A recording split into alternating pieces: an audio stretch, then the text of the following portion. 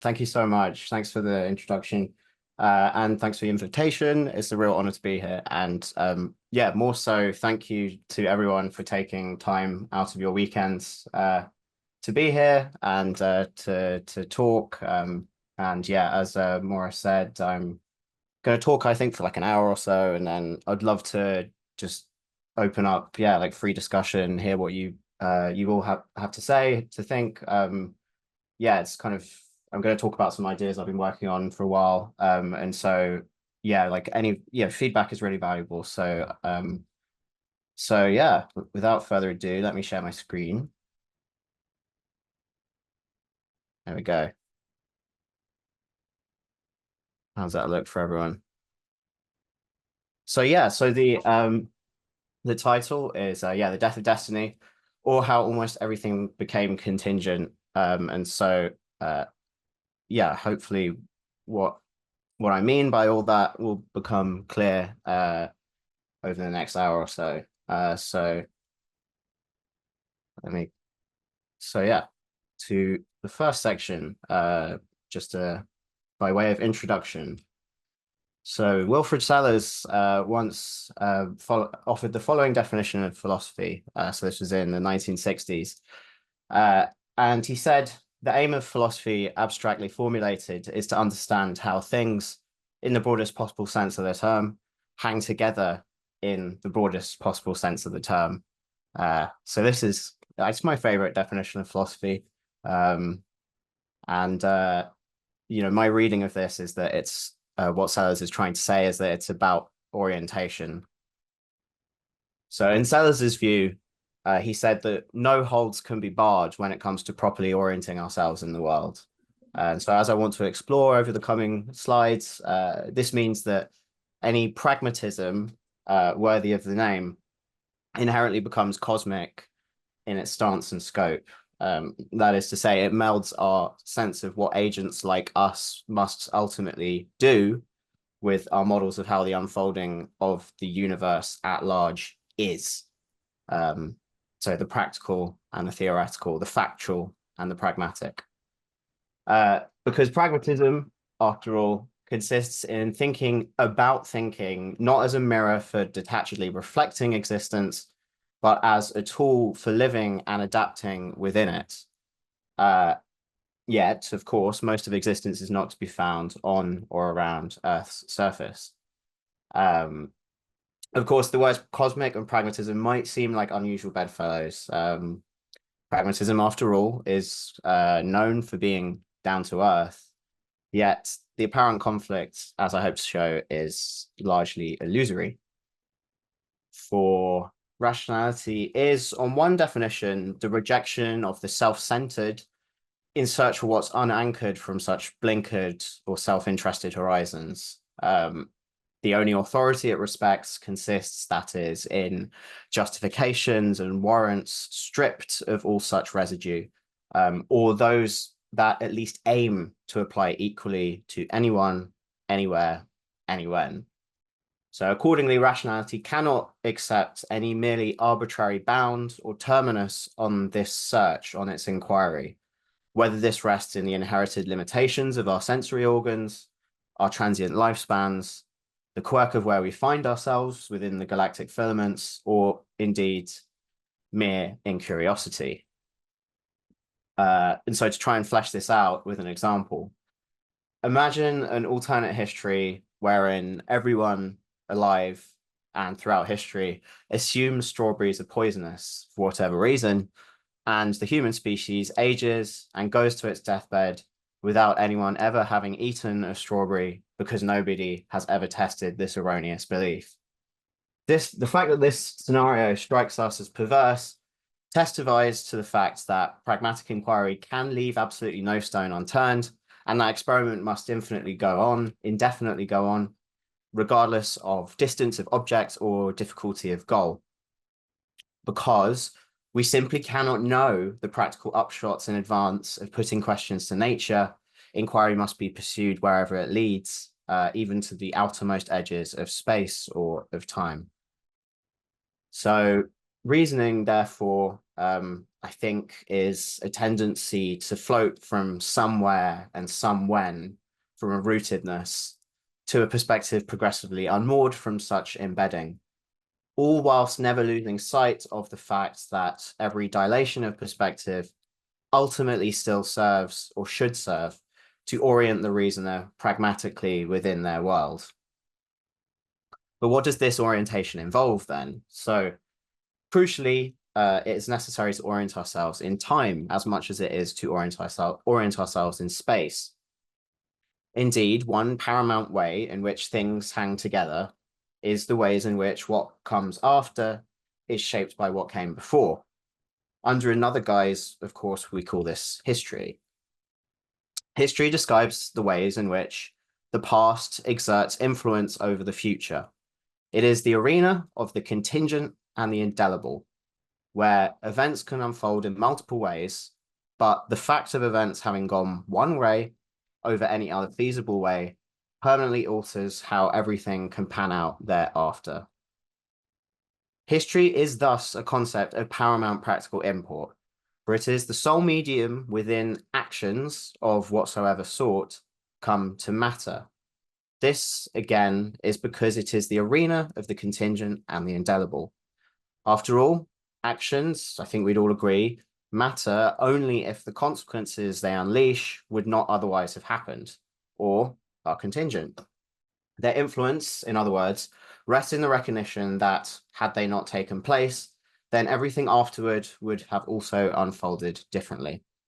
And on top of this, actions matter more in proportion to how lasting these impacts are, and particularly so if they cannot be reversed, or, in other words, are indelible. Hence why gaining a sense of orientation within history, or asking and answering the question, where is now, is so immensely important for orienting creatures such as ourselves. This, importantly, doesn't just involve, gauging how much time is behind versus how much more could be ahead. It also involves uncovering how divergently everything about the present would be if the events in the past, which didn't need to have happened, had played out differently.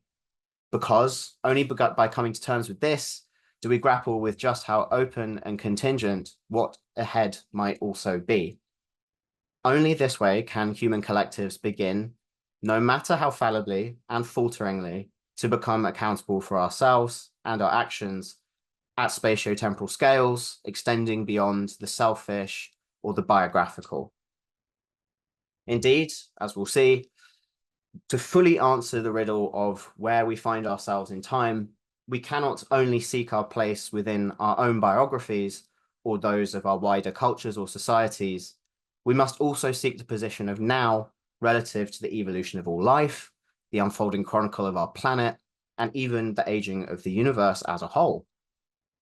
Because, and this is the reason we, this is obligatory or necessitated, is because today our societies globally struggle with the fact that the acknowledged horizon of historic influence of the past onto the future has become truly staggeringly expansive in the forms of the ongoing climate emergency, nuclear waste, resource exhaustion, and biodiversity loss. We now recognize this arena of the influence of the past on the future has expanded far beyond the traditional remit of human affairs, having spilt into the deeper past and the further future of Earth's unfolding biosphere. In other words, the concepts of contingence, consequence, and indelibility and irreversibility have, by awful necessity, been stretched to the scale of the globe and the giga-annum. So these are the stakes, providing the backdrop against which all of our private and personal anxieties and aspirations must unfold. Putting such stakes into further relief, science now has a relatively firm sense of how much past was behind required to produce us and how much future could be left ahead for life on Earth in general. So the picture provided by contemporary science, I'm sure you're all familiar with this. The universe, something on the order of 14 billion years old. The Earth, something on the order of 4 billion. Complex life has been around for 500 million. mammals for less than half of that, Homo sapiens for something like 300,000, so 300 millennia. And the radiometric dating methods that have been used to give all these numbers have only existed for roughly a century. So this nested timescale stretching back to 14 billion years since the beginning of the universe, this is the amount of time it takes for a universe to produce the grandeur and diversity of our present biosphere, through accumulating step by ponderous step the complexity embedded within Earth's contemporary ecosystems. But what of contemporary estimates for upper bounds on the future ahead for complex ecosystems on Earth? So current physics gives something on the order of 500 million to 1.5 billion years left ahead for ecosystems, complex ecosystems on Earth to survive, given the aging and eventual expansion of the sun. So on this view, putting all that together, compared to the past required to produce us, our species has only just appeared, but already the deleterious effects of our activities are being projected over a similarly protracted future. Moreover, of course, the means now exist or upon the horizon to permanently damage life's story on Earth. Entering the third millennium, it's not just facts about human existence, or the wider biosphere that are acknowledged to be contingent. The fact of human extinction and a thriving biosphere has also become contingent. So, again, putting all that together, there could be a lengthy, vibrant future for biology on Earth, or no future at all. The aeons-long evolutionary epic that produced us alongside all of our fellow species over the past 4 billion years could produce further grandeur, or it could end tomorrow. So we must now acknowledge as a global collective that events in the present going one way rather than any other may alter the planet's entire future, for better or worse, permanently filtering all that comes afterwards in irreversible yet potentially entirely contingent ways. So the ongoing sixth mass extinction caused by human activities is not an inexorable fact of fate or destiny. It's contingent. It could go otherwise. So for the rest of what I'm going to talk about, I want to explore how we got to this point. But before that, I just want to try and unpack this idea of history and what this horizon of influence or impact, to unpack what that means. So to get into the nitty-gritty of it, broadly speaking, very broadly speaking, there are two types of systems, historical ones and ahistorical ones. So to flesh that out, historical systems are those wherein the course of past events continues to constrain all that can possibly come next. So such systems exhibit memory. This is a phrase that physicists use. Whereas on the other hand, ahistorical systems are those wherein any such influence of past events upon the future eventually washes away or is forgotten. Such systems, again, in the parlance of physics, are called memoryless. An example of an ahistorical system is one which reliably visits and revisits all of its possible states with a null likelihood of never returning to any one of them. Given enough time, its past and future will eventually look indistinguishable. An example, on the other hand, of a historical system is one which cannot pass through all its possible states, because the manifestation of certain possibilities in the past to the exclusion of others irreversibly constrains everything that can possibly happen thereafter. Because of this, its future will end up looking very different from its past, irreversibly so. So again, in the technical jargon of physics, ahistorical systems are what they call ergodic, whereas historical ones are called non-ergodic. And this is a very important distinction. So what's at stake in the following is the question of whether nature, beyond the familiar and tangible scales of our own personal biographies, exhibits history in this deep sense. Answers to this question as I hope we'll soon see, have drastically changed over the centuries. This is of massive practical importance because only in historical systems do actions truly come to matter, as we've been speaking about, in the sense of indelibly and contingently altering everything afterwards. So let's call this arena of space and time, wherein the influence of the past on the future is potentially permanent, the horizon of history, and it extends into the past, through the present, and into the future. So the horizon of history. So here's a definition for what I'm trying to kind of unpack with this idea. So let's call it that arena of space and time wherein people acknowledge history matters, because what can happen in the future is not independent of what's happened in the past. That is that arena where what comes after is recognized as contingent upon what came before, in the sense that had previous events gone otherwise, then everything afterward would have played out differently also. This region extends from the present moment outward into both the past and the future, making up the tapestry of influences without which the present wouldn't be what it is, alongside the cascade of downstream impacts dictating the direction in which all future moments flow. So that's history within this acknowledged arena of space and time. So what's beyond? So what lies beyond this acknowledged horizon of historic consequence, at least in the estimation of those doing the acknowledging? What lies beyond? This will soon become clearer with examples, I hope, but beyond what is believed to be history's horizons, things aren't necessarily assumed timeless or static. Things here can and do change. They're believed that they can grow and decay, but just not in a way that is thought to have persisting direction over time. Why? Because beyond the horizon, it is assumed no possibilities or opportunities can be permanently lost or become impossible to return to. All possibilities are reliably run through and eventually returned to, regardless of what's happened in the extended past. Everything that can happen eventually happens. This is largely because beyond the horizon of the familiar and the recorded, the scales of available time and space are assumed to be large enough to exhaustively actualize the entire space of possibility over time or throughout space. So imagine a infinite, well, not infinitely, but a extremely large number-sided dice.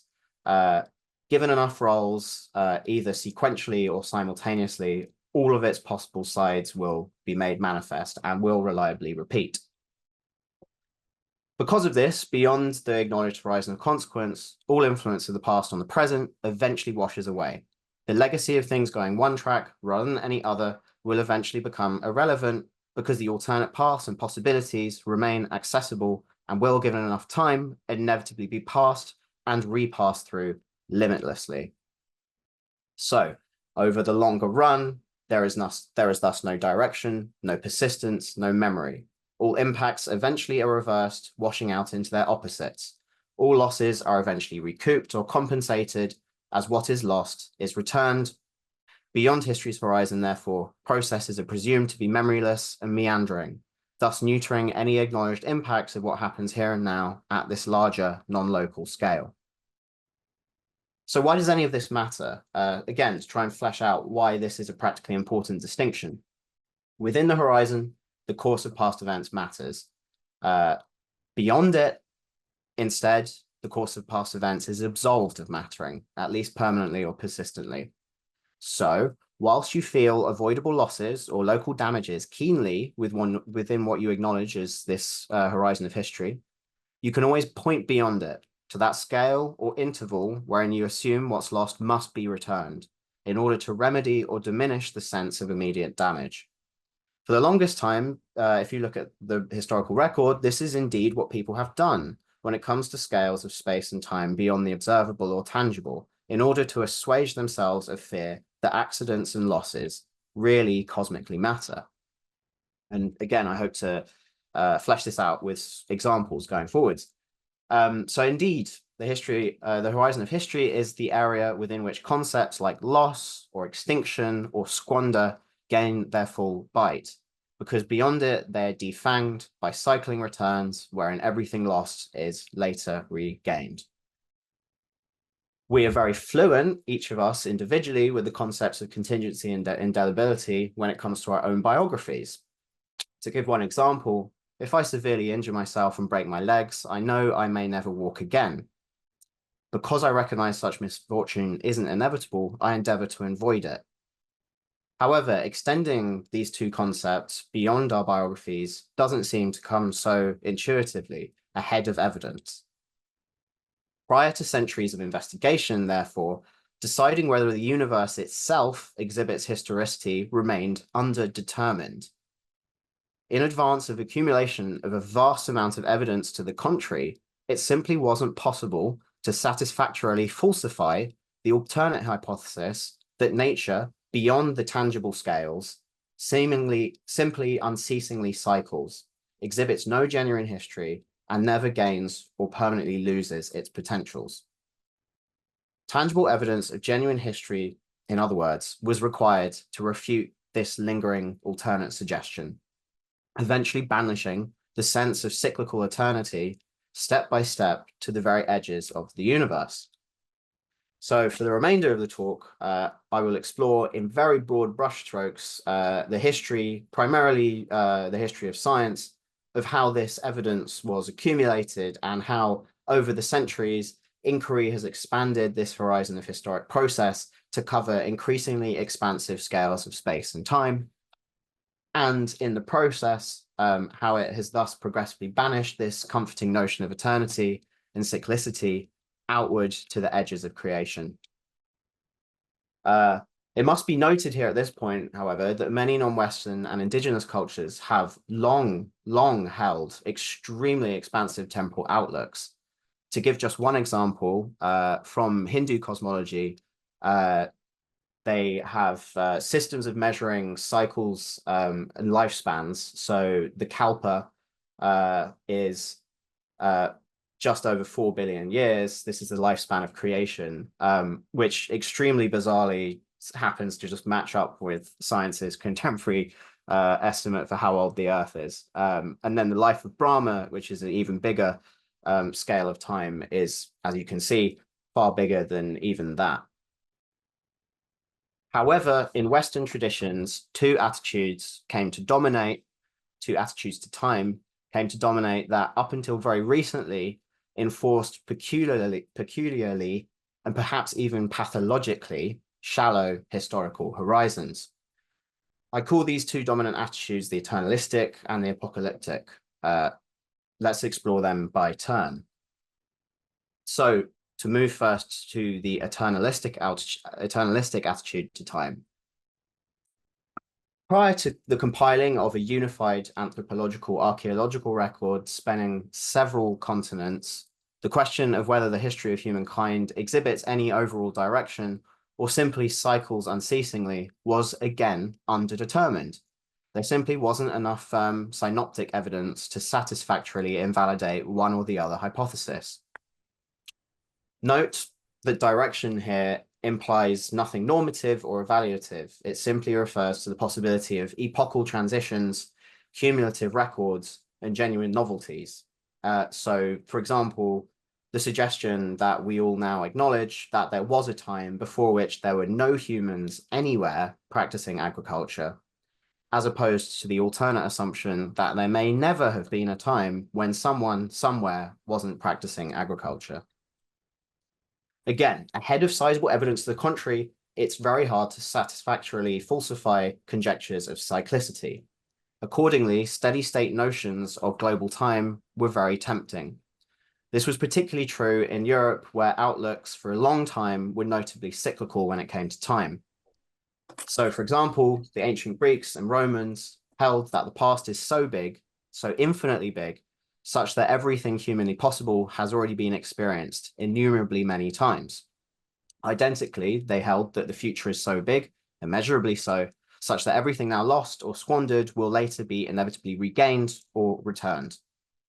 Disasters can punctuate this and cause local ruin, but globally the process goes on unceasingly.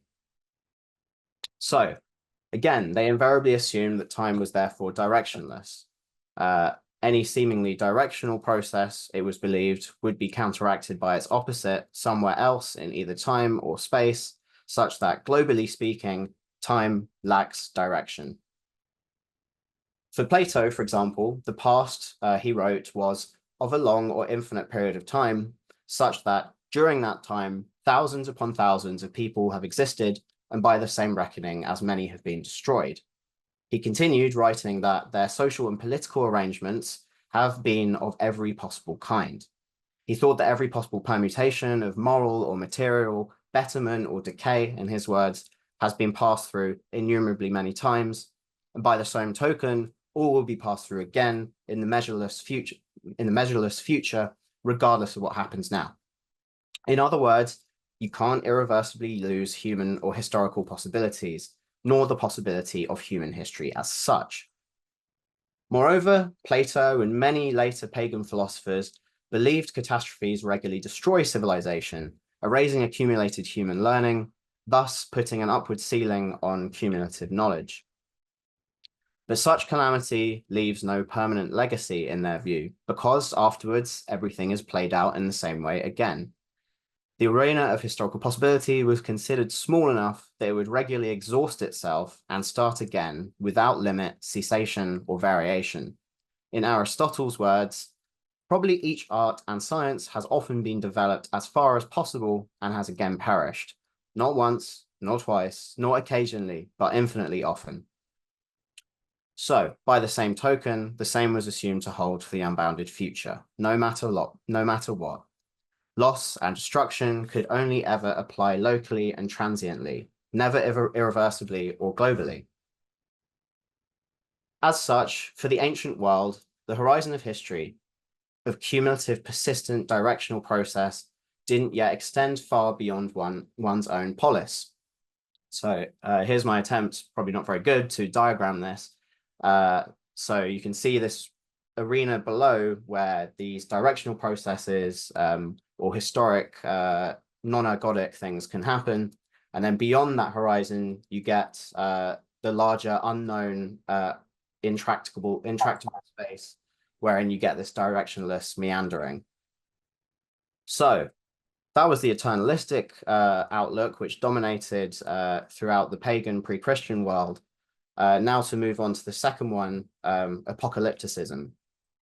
So with the spread of Abrahamic religions, particularly Islam and Christianity, belief arose in a universal direction to time, arcing from Genesis to judgment, applying equally everywhere throughout creation. Nonetheless, Abrahamic cosmologies do not accommodate historical contingency, particularly when it comes to wider nature, in independence of divine administration. For in the last instance, everything was believed to be governed by divinity's judgment and plan. Moreover, the expectation of early apocalyptic cosmology is that history is near its end, that there are not many generations left ahead, and that the rest of creation, that is, the entire universe, will end coincident with the ending of human history, and that this is God's decree. So there was not much time believed to be left ahead, not much room for anything to happen. By the late Middle Ages, however, so we're talking sometime after 1100, 1200 AD, there was an increasing sense of the autonomy of secular history from divine orchestration, partially due to continual frustration of prophecies of imminent apocalypse shared across Abrahamic faiths. During the Renaissance, this fed into and was fed by conviction that genuinely unprecedented things were indeed being wrought and invented. Human ingenuity, rather than divine diktat, increasingly appeared to be steering history's rudder. However, this aside, many Renaissance thinkers continue to assume that though there might be this local direction to human history, say applying within one's nation or continent where genuinely new things could happen, there may, beyond intervention from the divine, be only aimless cycling at the level of the globe. They tended to assume that all novel inventions had already been invented elsewhere and elsewhen, and by implication will be discovered again should their civilization be lost or forgotten.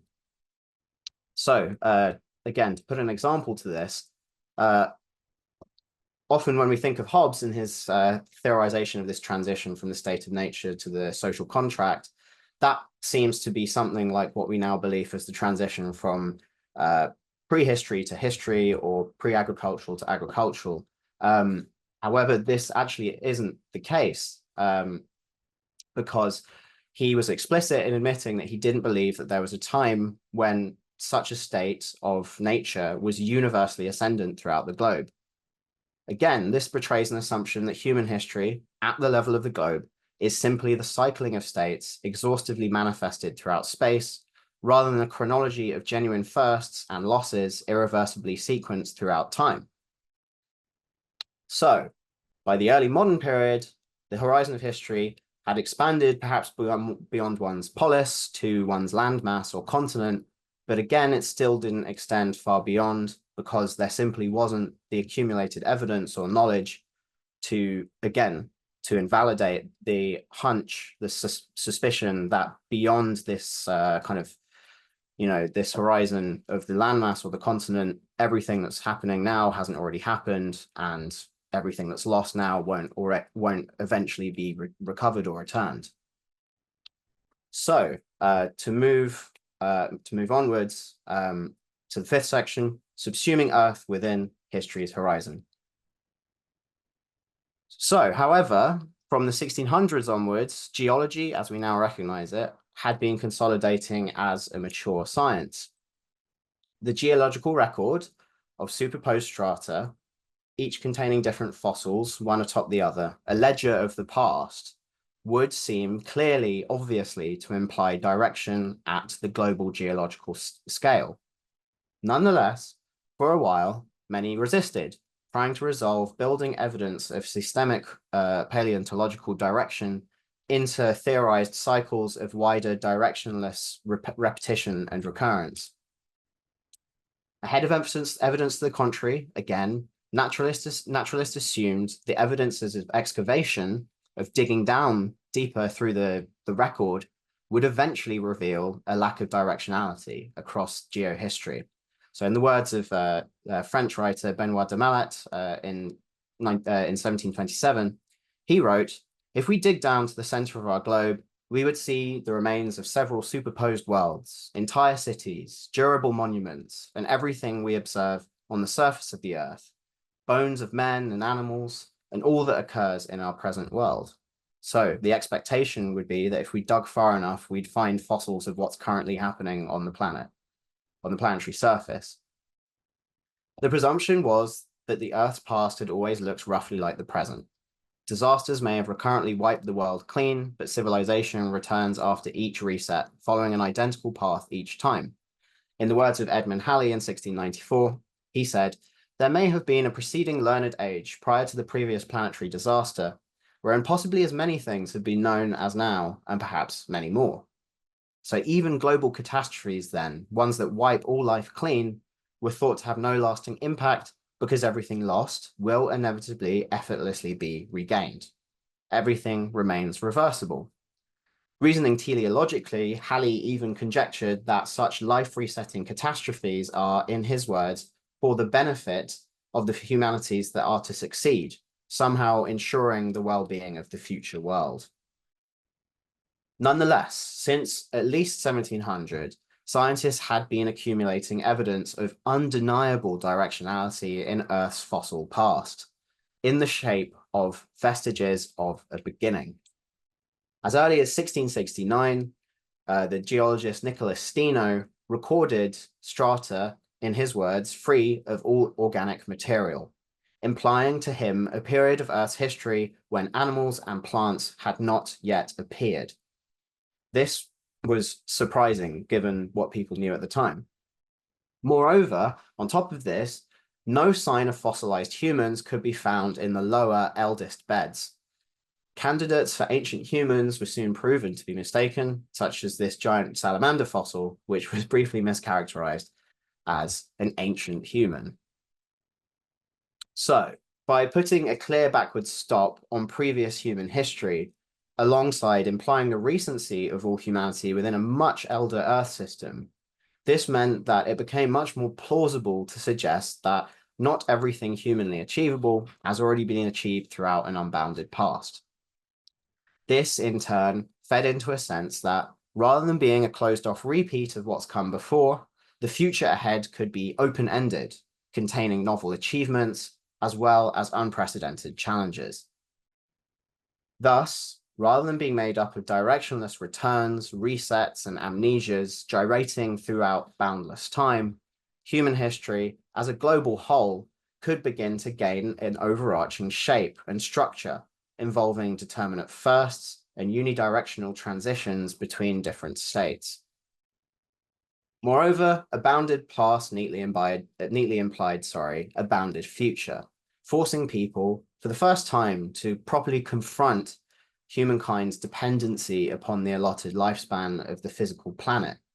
As Marquis de Condorcet wrote in 1794, the progress of human civilization has no other limit than the duration of the globe upon which nature has placed us, and so long as there are no changes, as would no longer permit the human species to persevere. So, how long was thought to be left? Very probably the first quantitative estimate for future habitability, extrapolated from physical process rather than, say, scriptural prophecy, was produced by the French polymath Georges Buffon in the 1770s. Theorizing that the Earth was created from molten matter ejected from the sun, Buffon inferred it would eventually dissipate its internal heat and freeze, killing all life. Accordingly, he set to experiment, and he heated iron globes, then measured their cool-down times, scaling this up to the size of the planet to produce his planetary forecast. Of course, this is rudimentary and incorrect, but he was the first person to try experimentally to put bounds upon the past and the future. He predicted roughly 75,000 years had passed and that there were potentially around 93,000 years left ahead. A completionist, Buffon even calculated the periods of habitability for all the other planets in the solar system, assuming them to also be inhabited. And this is clearly before rounding laws became fashionable in science, because he's given very precise estimates there. So, the habitable planet had thus gained a definitive beginning and a bounded future, providing the ambit, the extremities within which human history could be understood as unfolding, and as unfolding in a way that, because of the boundedness, could admit of persistence of genuine firsts and irreversible losses.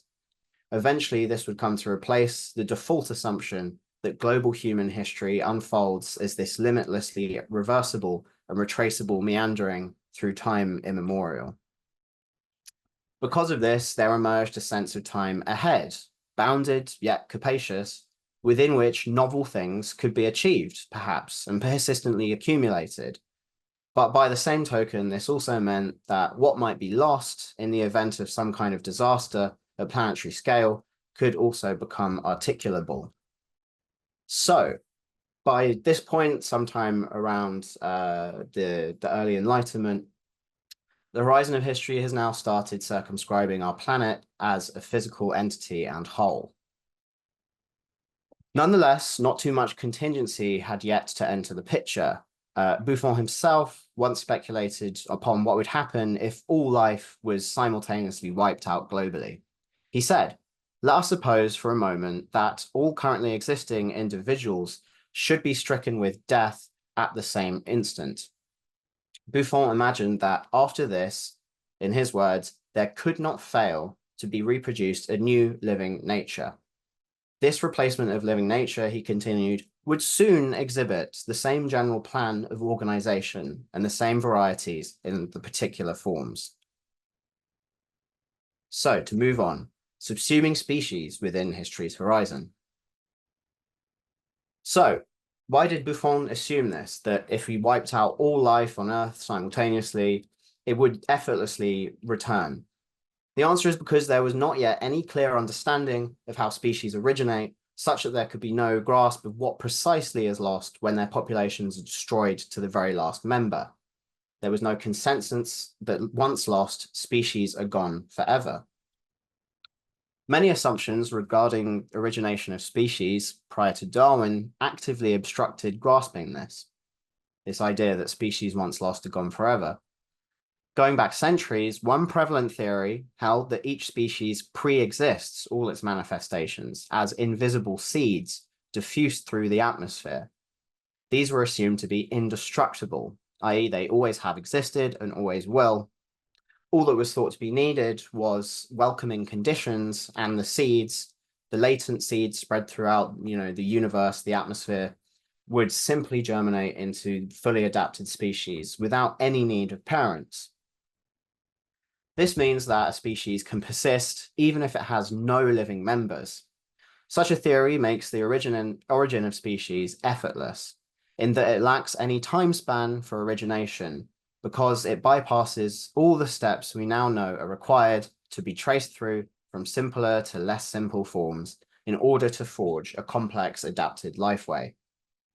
In this theory, there's no stringency nor multiplicity of prior states the world needs to have passed through for species to pass from inexistence to existence.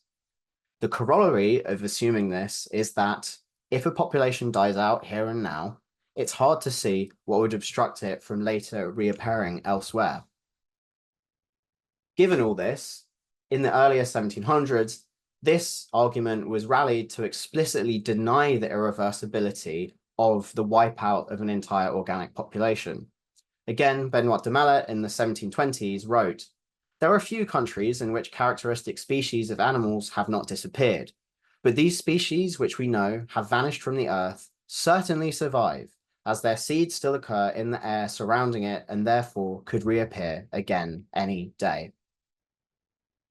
As late as 1819, the very influential German biologist Lorenz Oken conjectured that humanity itself was first generated in such a way, without parents. He thought that the first humans were gestated from slime in sea shallows without descending from any prior forms. He even speculated sincerely as to how the first generation of children fed and fended for themselves, given there were no parents to show them the ropes.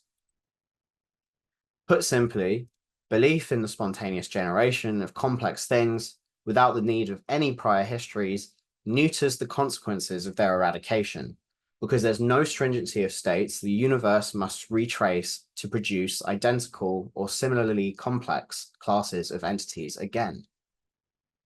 Falsifying the presupposition that annihilated species could return required the testimony of the fossil record, wherein lost fauna never return. And not just on one landmass or continent, but spanning all of them. This, however, is precisely what scientists have begun piecing together from the mid-1700s onwards.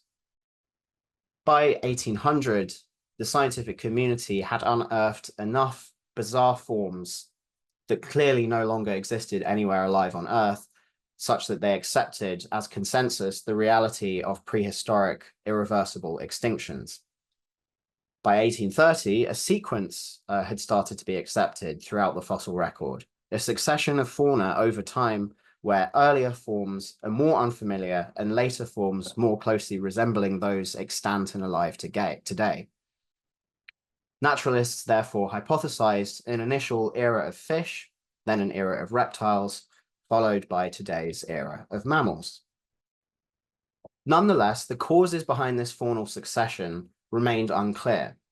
Many simply assumed that each era's fauna were fresh creations, that they aren't descended from creatures of prior periods, nor are they related to them in any material way. So, some, as late as the 1840s and 50s, argued that not a single organism has ever passed offspring between the distinct epochs in the fossil record. They held that each time the Earth is wiped entirely clean of life by some vast cataclysm, before entirely materially unrelated, novel animals are simply, in their words, called into existence, entirely from scratch, whether from divine intervention or nature's inherent overflowing creativity. Today, we now recognize that the smallest possible number of steps required to assemble a complex mammal, say, from unorganized matter, entirely from scratch and without the help of pre-existing parents, is something on the order of 4 billion years of uninterrupted evolution. That is, the shortest pathway to the biosphere's current richness demands an ancestry billions of years deep. But if you don't see this, assuming contrarily something as exquisite as an entire ecosystem can simply be forged afresh each time the world is wiped clean, it's much harder to see the weight of what might be lost in planetary disaster.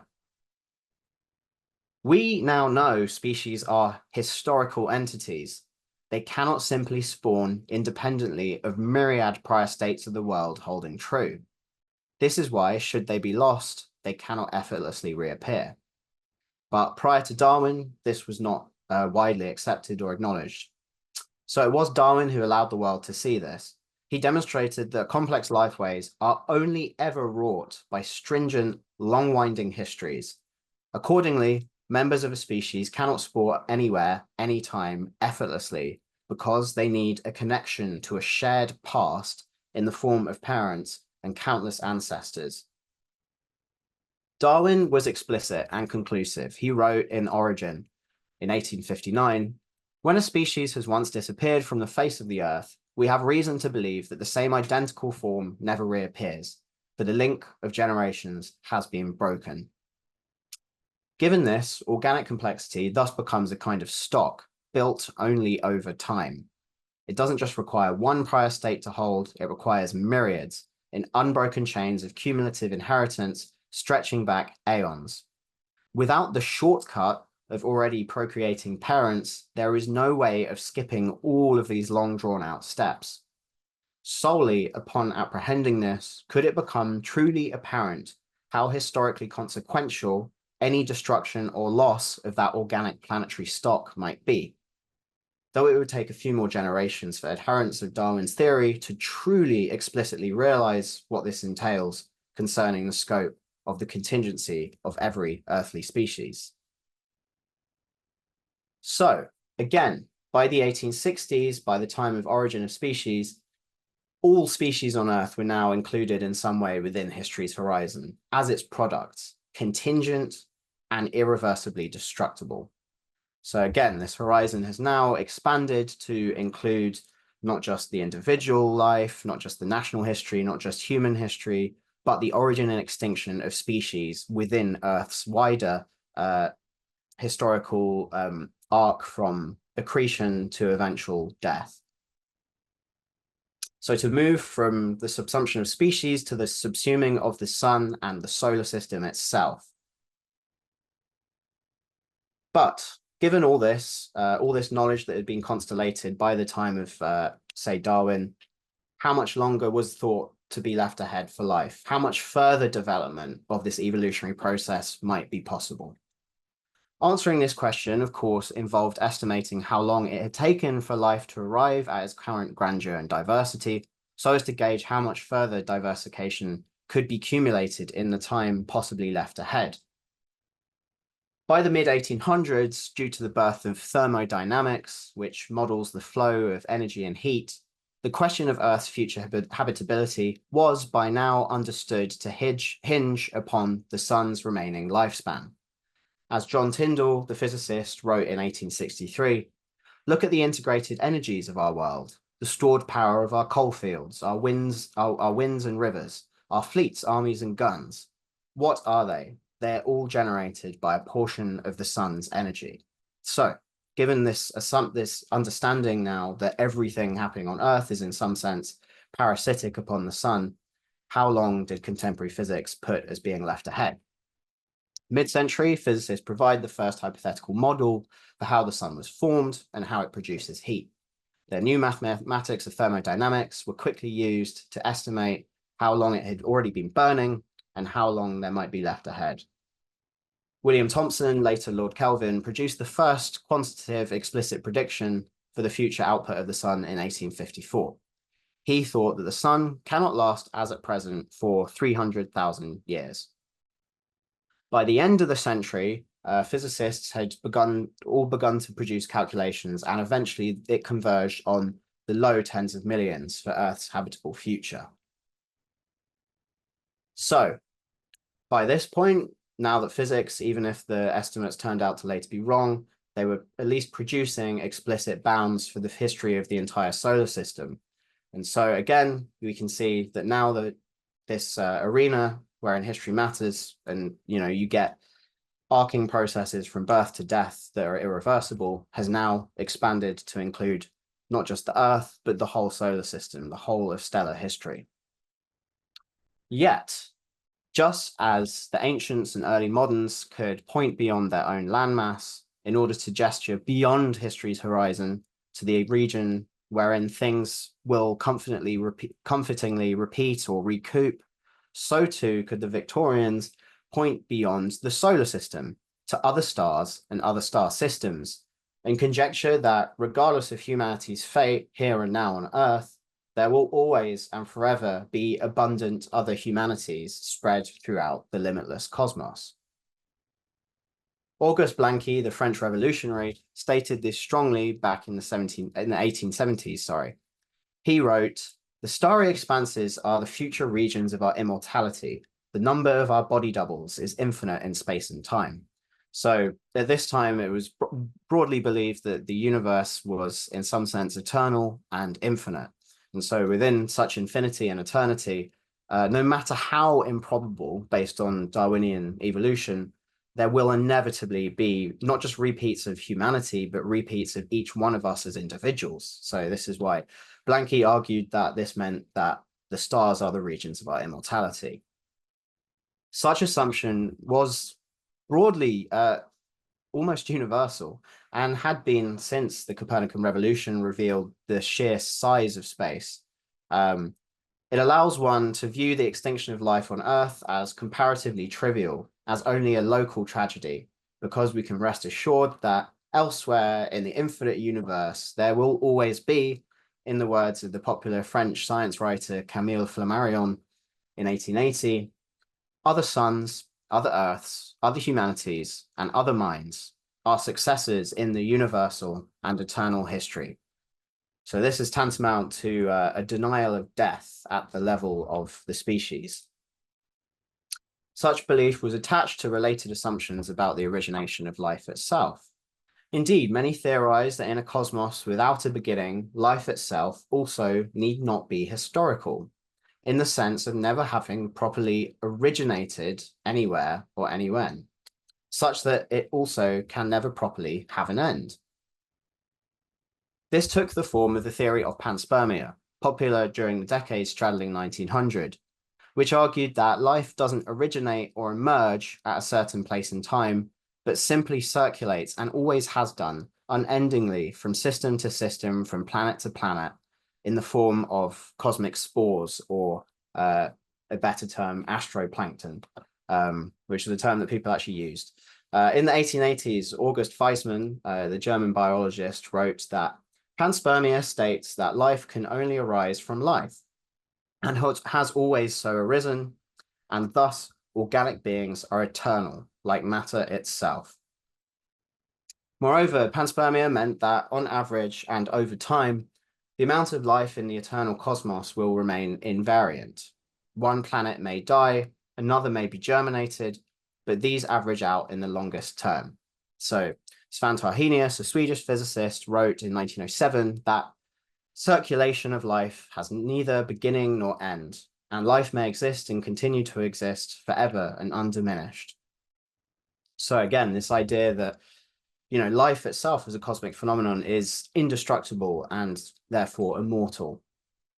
So to move towards the end here, now we're going to talk about the subsumption of the cosmos itself within history's horizons. But then, in the 1920s and 30s, observational and theoretical evidence, following Einstein, builds that the universe is actually expanding, that galaxies are receding away from us and accelerating as they recede. Extrapolating backwards, this implies a time zero, or a beginning. Previous physics, again, assumed by and large a steady state, eternal, infinite cosmos. But now, given this new evidence, the entire cosmos appeared to be gaining a finite history, that is, a beginning in time and limits in space. This led to first theorization the cosmos began with a primordial explosion, of course, what we now call the Big Bang. Georges Lemaitre, the French priest and physicist, was the first to suggest this. He wrote, "The evolution of the universe can be compared to a display of fireworks that has just ended. Some few red wisps, ashes, and smoke. Standing on a well-chilled cinder, we see the slow fading of the suns, and we try to recall the vanished brilliance of the origin of worlds." It's hard to underestimate how much of a revolution in cosmological worldview this was. It wasn't long before this radical theory started winning over influential physicists, and it wasn't much longer until they started extruding its entailments.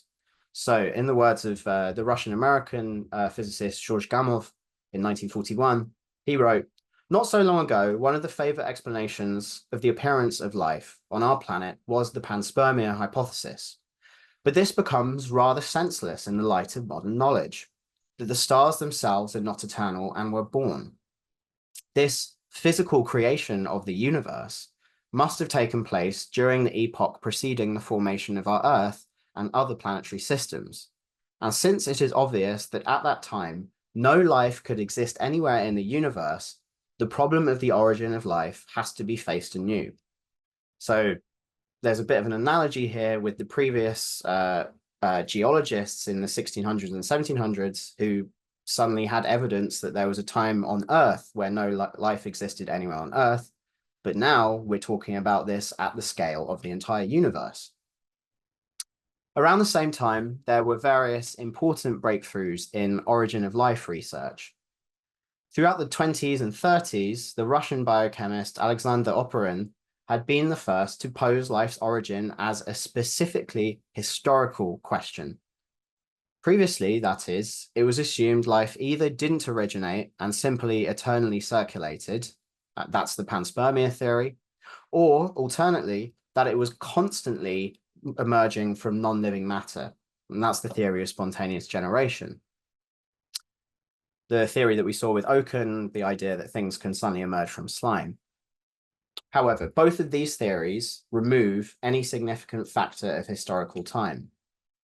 Oparin, contrarily, reframed the problem by asking whether radically different atmospheric conditions, namely a complete lack of an oxidizing atmosphere in Earth's deep early past, could have allowed gradual buildup of organic molecules from inorganic compounds. Present conditions where oxygen and therefore oxidizing reactions are abundant because of the presence of life itself, of photosynthesizing life, would prevent such chemical buildup. This brought history back into the picture. The reason we don't see life emerging from non-life today is because of history itself. That is because conditions on Earth have changed drastically, likely as a byproduct of life's emergence. Following Oparin's conjectures in 1952, the American chemist Stanley Miller replicated these conjectured anoxic young Earth conditions in the lab, managing thereby to synthesize organic monomers spontaneously, much to the surprise of everyone. This lent credence to abiogenesis, the idea that life arose from non-living matter, potentially only once in the past through a cumulative process. This new theory implied life's emergence from non-life was not some timeless and thus universal and unremarkable phenomenon, but probably the product of a specific confluence of past events and conditions. Further research implied that the emergence of replicating cells may well have been highly improbable, or in other words, it isn't inevitable wherever the conditions are conducive, as both panspermia and spontaneous generation had previously held. This began to imply that life, rather than being cosmically abundant across time and space, is the product of historical happenstance, the result potentially of a series of flukes. Thus, it might well be cosmically scarce, perhaps even unique to Earth. Further, in 1964, Penzias and Wilson, two astronomers, accidentally discovered the cosmic microwave background radiation. They accidentally discovered it by searching for pigeon droppings in their radio antenna. This was received as overwhelming evidence for the so-called Big Bang theory. This was tantamount to confirmation that the observable cosmos itself must have had a beginning and is finite in space. This had subtle yet profound ramifications on our view of life's place within the wider cosmos. As Lauren Isley, the anthropologist, put it in 1953, 50 years ago, there was a widely held belief in the infinity of time. While old star systems burned out and died, new systems emerged. The idea of an eternal universe allowed the possibility of the spores of life drifting from wreckage of burnt out systems to systems beginning anew, and an infinity of time in which man might arise again and again. But, Isley continued, we now have acquired the growing suspicion that we live in an expanding universe, which had an incredible beginning and threatens to have an even more fantastic end. Time, in the only sense we can know it, is limited. Therefore, the same life does not come again. The same hands will never twice build the golden cities of this world. The time stream, the onpouring, whatever we may call it, is far more original than this. In other words, in a universe with a beginning and a finite lifespan, no matter how large, it's no longer feasible to fall back on the assumption that, regardless of what happens here and now, there always will be other humanities and biospheres identical to our own elsewhere and elsewhen. So, should we destroy any species, including ourselves, here and now, then these unique and unrepeatable products of history are likely gone from the entire universe forever after. Yet, still, there remained one stubborn assumption obstructing fully appreciating the practical force of this fact. So, subsuming sapience within the horizon. Going back all the way to Darwin, there persisted overriding assumption that something sapient was the inevitable outcome of macroevolution. Thus, if humanity died out here and now, then, if not something identical to it, but something like it would eventually re-emerge and resume sapience's project, so to speak, on Earth or elsewhere. Think of the Planet of the Apes. Darwin himself had been convinced that, in the main, species predominantly are pushed to extinction by their more adaptive descendants and competitors. In other words, it is a question he thought of bad design, not bad luck. For this reason, Darwin himself downplayed the role of planetary cataclysms that could decimate indiscriminately, wiping out even the most successful lineages. He maintained instead that what looked like mass extinction events were just distortions of our incomplete view on the fossil record. This underwrote a thoroughly progressivist, thoroughly Victorian view of macroevolution, where, in Darwin's highly influential words, as natural selection works solely by and for the good of each being, all corporeal and mental endowments will tend to progress toward perfection. Of course, perfection here was assumed to resemble something rational and humanoid. In an 1860 letter, Darwin went so far as to conjecture that rational beings would always inevitably re-evolve after being extinguished. He wrote, "If every vertebrate were destroyed throughout the world except for the reptiles, then after millions of ages, today's lizards would eventually become highly developed on a scale equal to mammals and possibly more intellectual." Most of Darwin's followers, for much of the 1900s, followed this lead. Well into the mid-1900s, there was widespread assumption that extinction largely befell decrepit or spent lineages of life, such that despite detours or delays, all macroevolution eventually inexorably tends towards some kind of humanoid perfection. Extinction was self-servingly assumed to only ever befall the deserving. This was applied particularly, sometimes with surprising spite, to the dinosaurs. Well into the mid-1900s, the stereotypical view was that they died out due to sluggishness or stupidity, and were thus mercifully pruned from the world so that we, superior and intellectual mammals, could take over. In the words of Charles R. Knight, an illustrator of paleontology, in 1946, he wrote, The world was to grow away from these slow-moving dunces, and little warm-blooded beings, furry, alert, and aggressive, were to supersede them. So even in the 1940s, some thoroughly Victorian attitudes persist. Though some dissented, it nonetheless remained common to assume that something like humanity was the inevitable outcome of macroevolution here and elsewhere in the cosmos.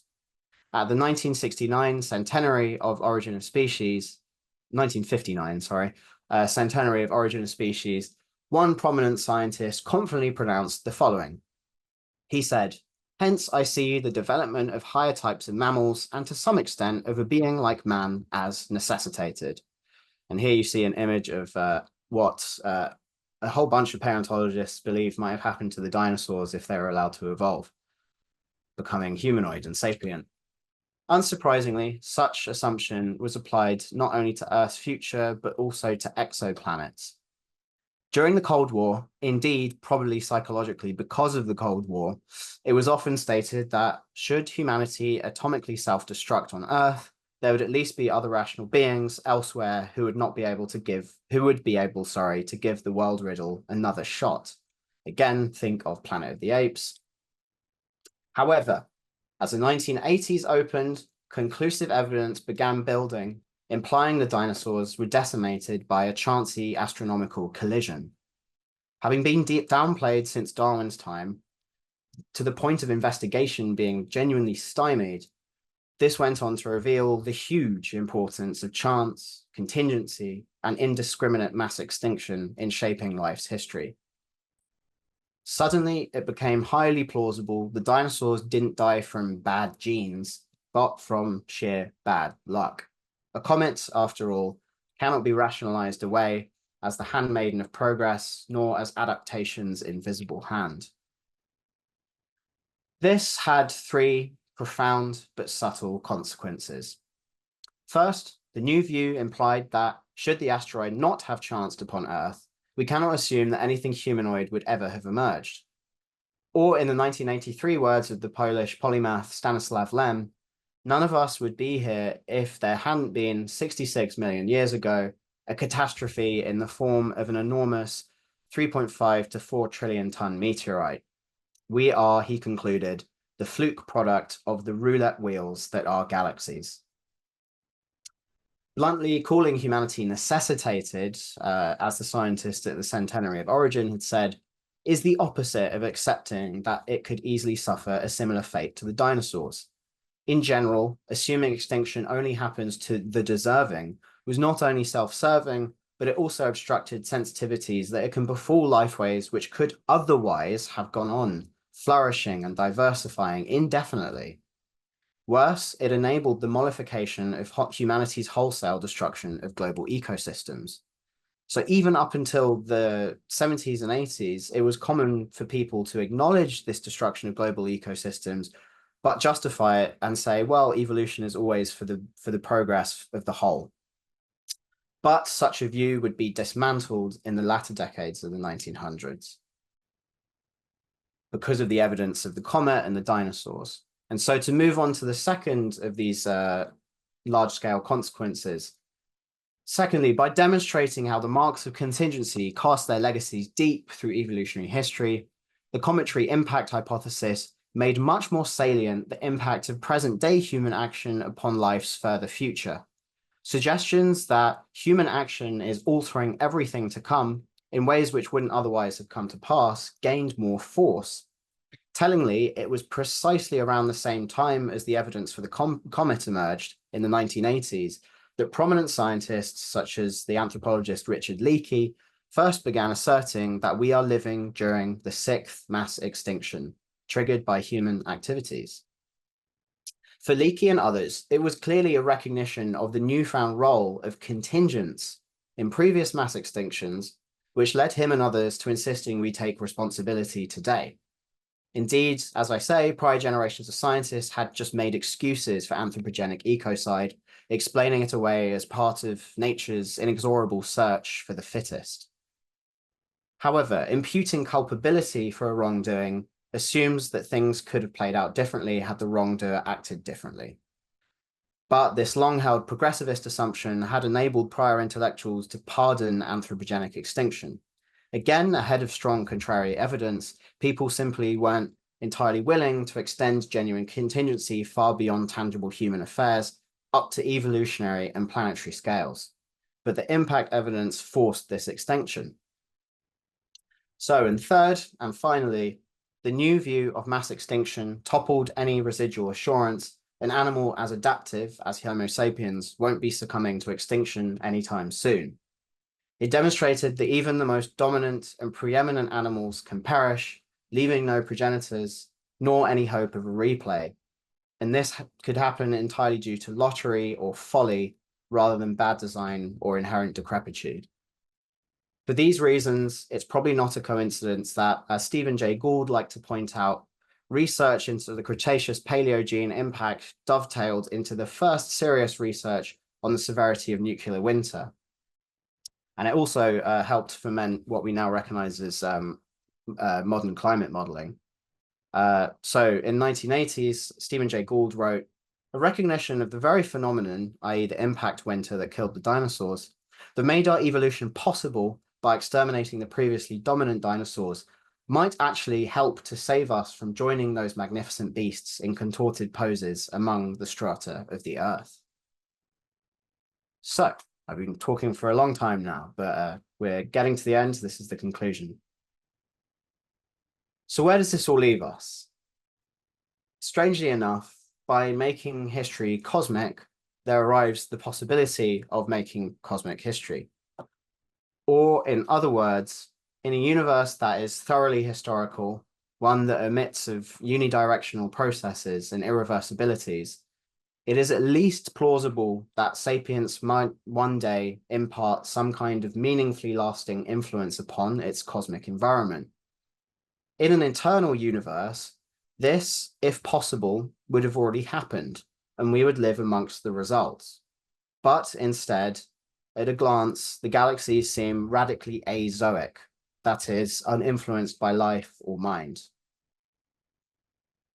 Given the expansion of history's horizon to these cosmic catchments, it becomes at least conceptually plausible that we are living in that cosmic epoch before which life has spilled beyond its birthplace, so as to have a truly historic impact, perhaps to tip the wider cosmos from its currently abiotic and sterile state into something richer, more vibrant, perhaps more organic. Yet, this invites the question, has anyone else already made the attempt? Eiseley, again, put it best in the 1950s. He wrote, "Since we now talk endlessly of space rockets, it is no surprise that this thinking yields the obverse of the coin, that the rocket or its equivalent may have come first to us from somewhere outside. Surely, in the infinite waste of time, in the lapse of suns and wane of systems, the passage, if it were possible, would have been achieved. But the bright projectile has not been found." And the present theory of the expanding universe has made time, as we know it, no longer infinite. If the entire universe was created in a single explosive instant a few billion years ago, there has not been a sufficient period for all things to occur, even behind the star shoals of the outer galaxies. In the light of this fact, it is therefore now conceivable, Eiseley concluded, that there may be nowhere in space a mind superior to our own. Not many years afterwards, Eiseley's question was put to empirical test. The opening of the 1960s, that is, saw the launch of the Search for Extraterrestrial Intelligence, or SETI. Hopes were high that their initial searches would reveal a noisy galaxy filled with other intelligences, perhaps more history than us, and happy to communicate the hard-won wisdoms they had learned. Again, this was during the Cold War, and people were desperate for some wiser, more godlike intelligence to intervene. However, SETI found nothing, only cosmic silence. Nothing, of course, has been found since, not one sign of cosmic mind.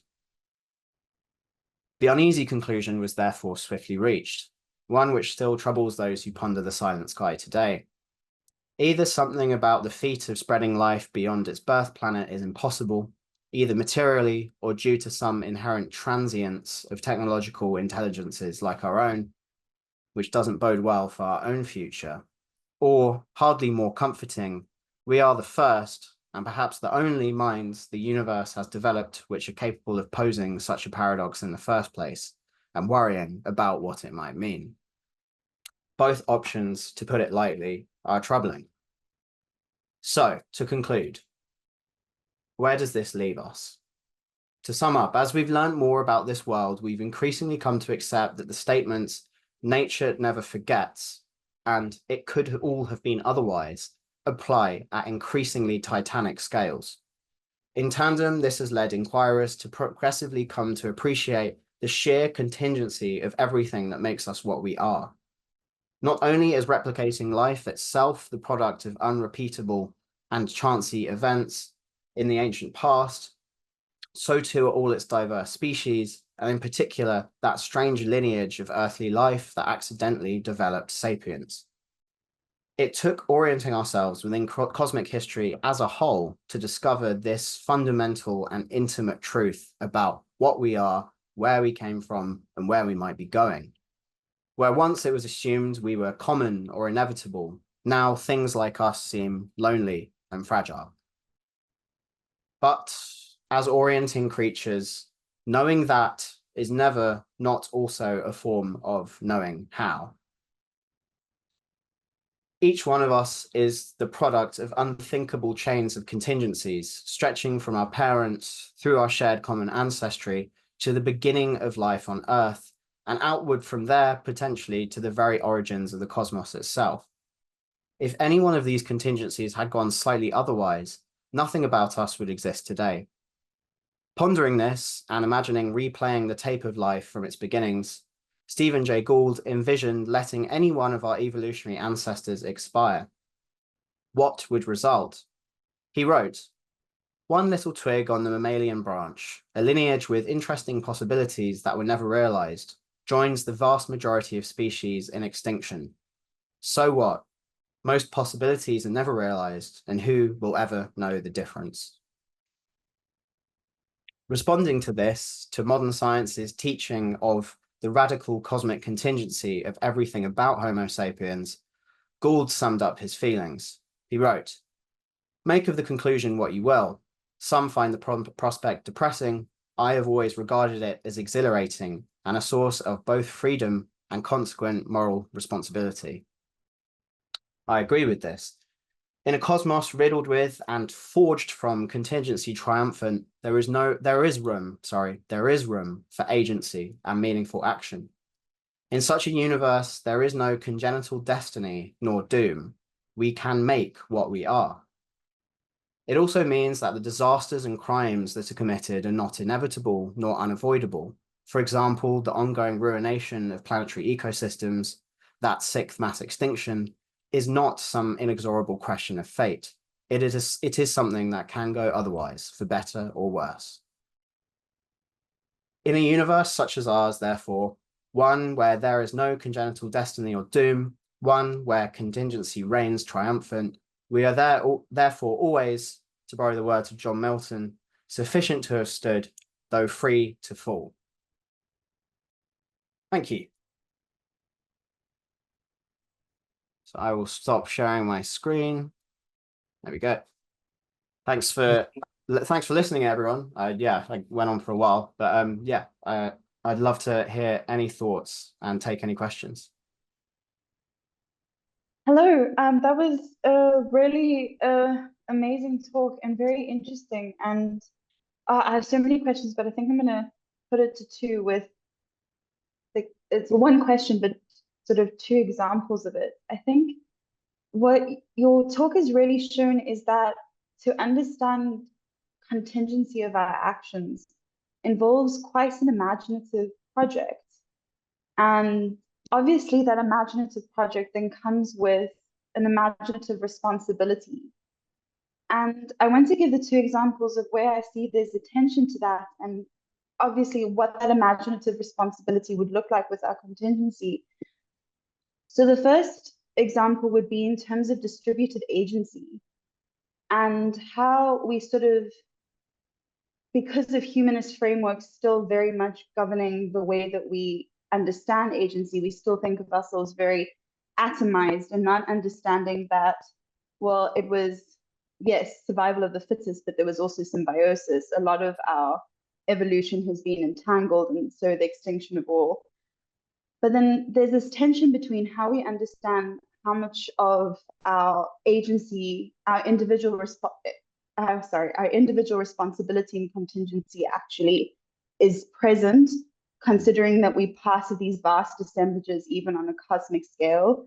So how would an imaginative project understand contingency when there are so many different scales in order to understand it? So that's like the first example.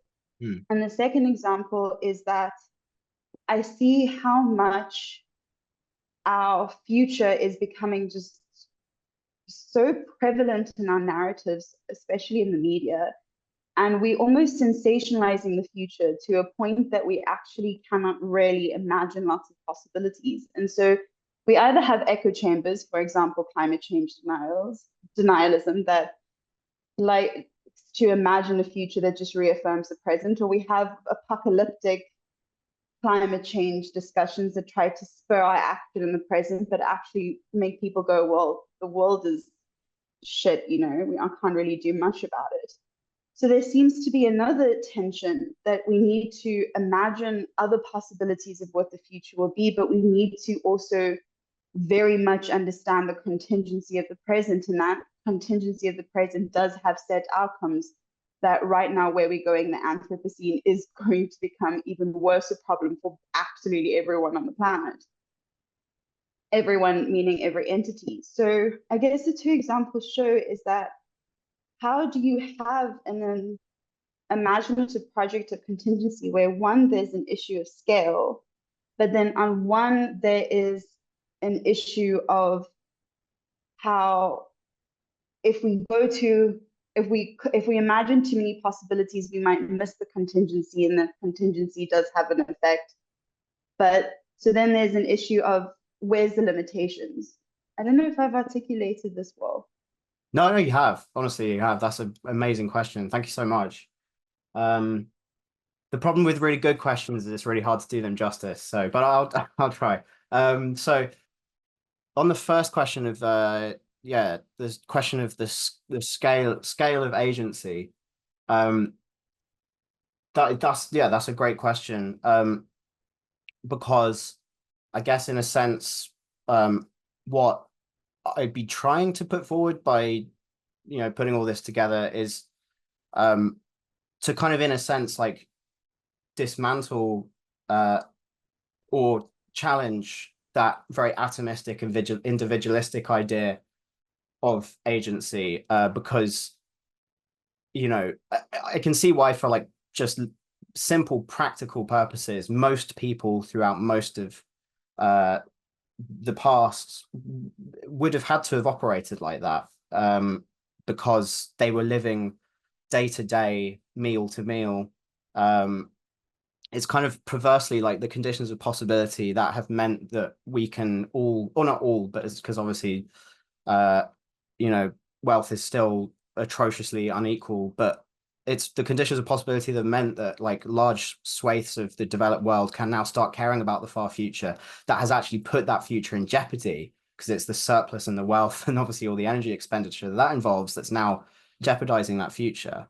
But yeah, I do want to try and like say that our agencies are nested. It's this for us to, in this current era, the Anthropocene, the sixth mass extinction, as you put it, like it's like putting your head in the sand to just be focusing on the atomistic, the individual level. But again, this is why it's such an important question. Is our individual agency is very it's minuscule, and so yeah, I guess I like don't have a great answer to that. I just like it's if change is going to happen, which it must, it will have to happen at system scale. And so that's a question for people far more versed in that type of stuff. But but I guess like, yeah, I'm just trying to stress and stress and stress and stress again that there is no doom, there is no destiny. And that's like, you know, everything that comes afterwards, you know, hopefully it will, but that's like the condition of possibility for that distributed mass agency, is to realize that, you know, our current state of, you know, the current state of the globe, the way things are run, isn't some inevitable fact, right? And then I guess that, you know, I'll try and be quick, but I guess that moves on to the second question, which remind me again, just what the second question that was on. I think it was basically, you've touched on it already, in the sense of how do you recognize contingency while still opening up for an imagination of other possibilities, so we don't get stuck in this indifference. Yeah. As I think it was Devin or Daniel, I can't see who said it in the chat. Yeah. Okay. Yeah. Actually, work. That's, yeah. The chat's been going on. I need to catch up on that. But yeah, no. Again, that's such a good question. I'll try and answer it quickly. So I guess, yes, it can be overwhelming to think about all the possibilities, and you know, if that, you know, I guess, yeah, it can be paralyzing. But to kind of add another layer of recursion, like one thing that I think that comes from looking at the history of ideas and, you know, how worldviews change, is that, you know, that adds another level of contingency, is in this deep appreciation that our present views are, you know, like almost certainly completely radically incomplete. That doesn't mean they're like worthless and wrong and we should jettison everything, but they're radically incomplete. So I think that, yeah, you can just add another level of contingency onto that as like a potential, you know, not panacea, but some kind of solution to the ways in which, you know, you can fall into the trap of, yeah, that paralyzing sense of, well, the future's messed up anyway. But it's like, well, there have been many times throughout history where some surprise new thing has been discovered about the world or the universe or how,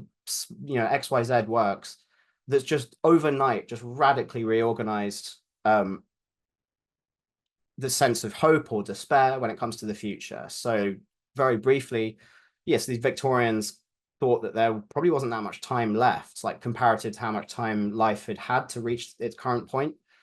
And they were very depressed by that. Then in 1900, roughly, you know, Marie Curie just kind of figures out how radioactivity is this vast amount of energy in every single atom.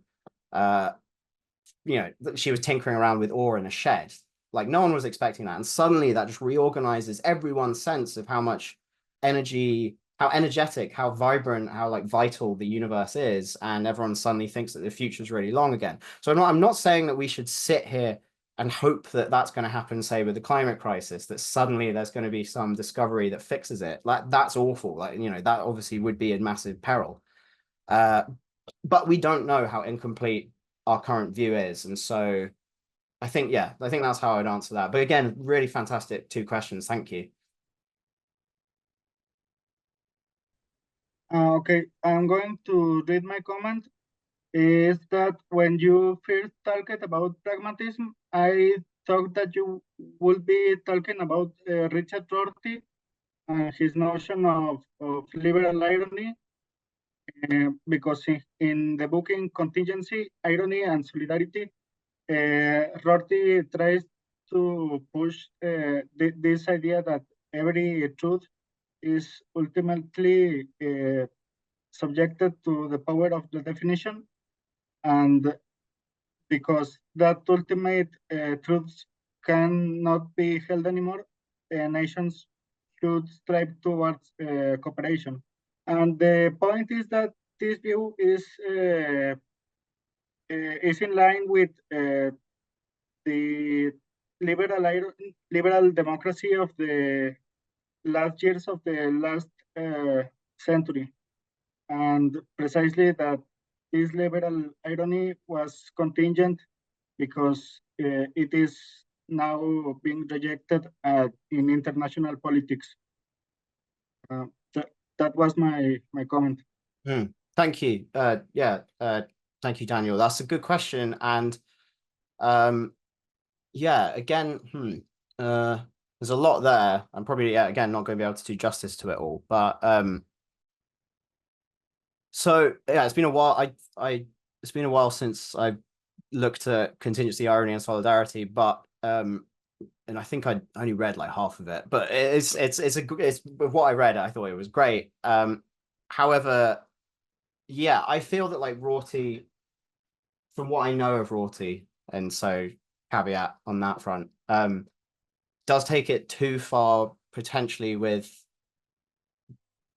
the idea of contingency, and therefore also the kind of radical ungroundedness of all of our beliefs. I do kind of fall a bit more with I guess Sellers over Rorty, in the same way that I would fall more with Peirce over James. So I feel that Rorty, there's like an analogy there where Rorty, somewhat like James, kind of, whatever is true is what works. And I feel that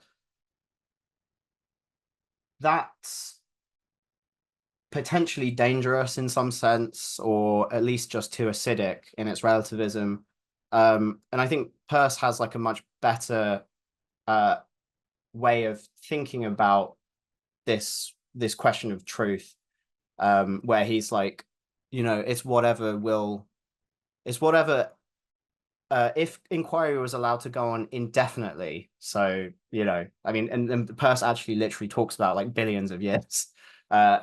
He's like, it's what everyone in the end would like agree on, which I think is just kind of a bit better than anyway. Yeah, so where I'm going with that is that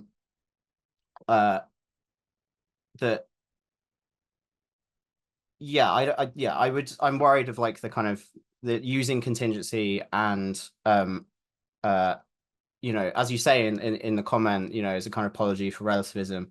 Yeah, like I wouldn't want to use contingency in that like purely acidic way. Again, I'm not doing justice to a great question, so apologies. But does that make any sense? Great, thank you. And again, thank you. Yeah, it's kind of made me want to go and return to to contingency, irony, and solidarity, because it's a good book and I should finish it. I'm just reading your response. Okay, yeah, no, I haven't. I'm not aware of Richard Bernstein's discussion. Ironic Life, but that sounds interesting. Yeah. And Devin, would you like to speak about your comments?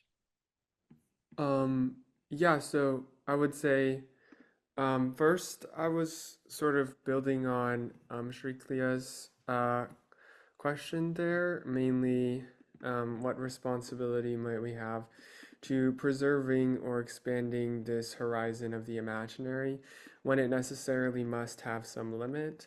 And I also had a few other questions, I think, in relation to this, like uh, this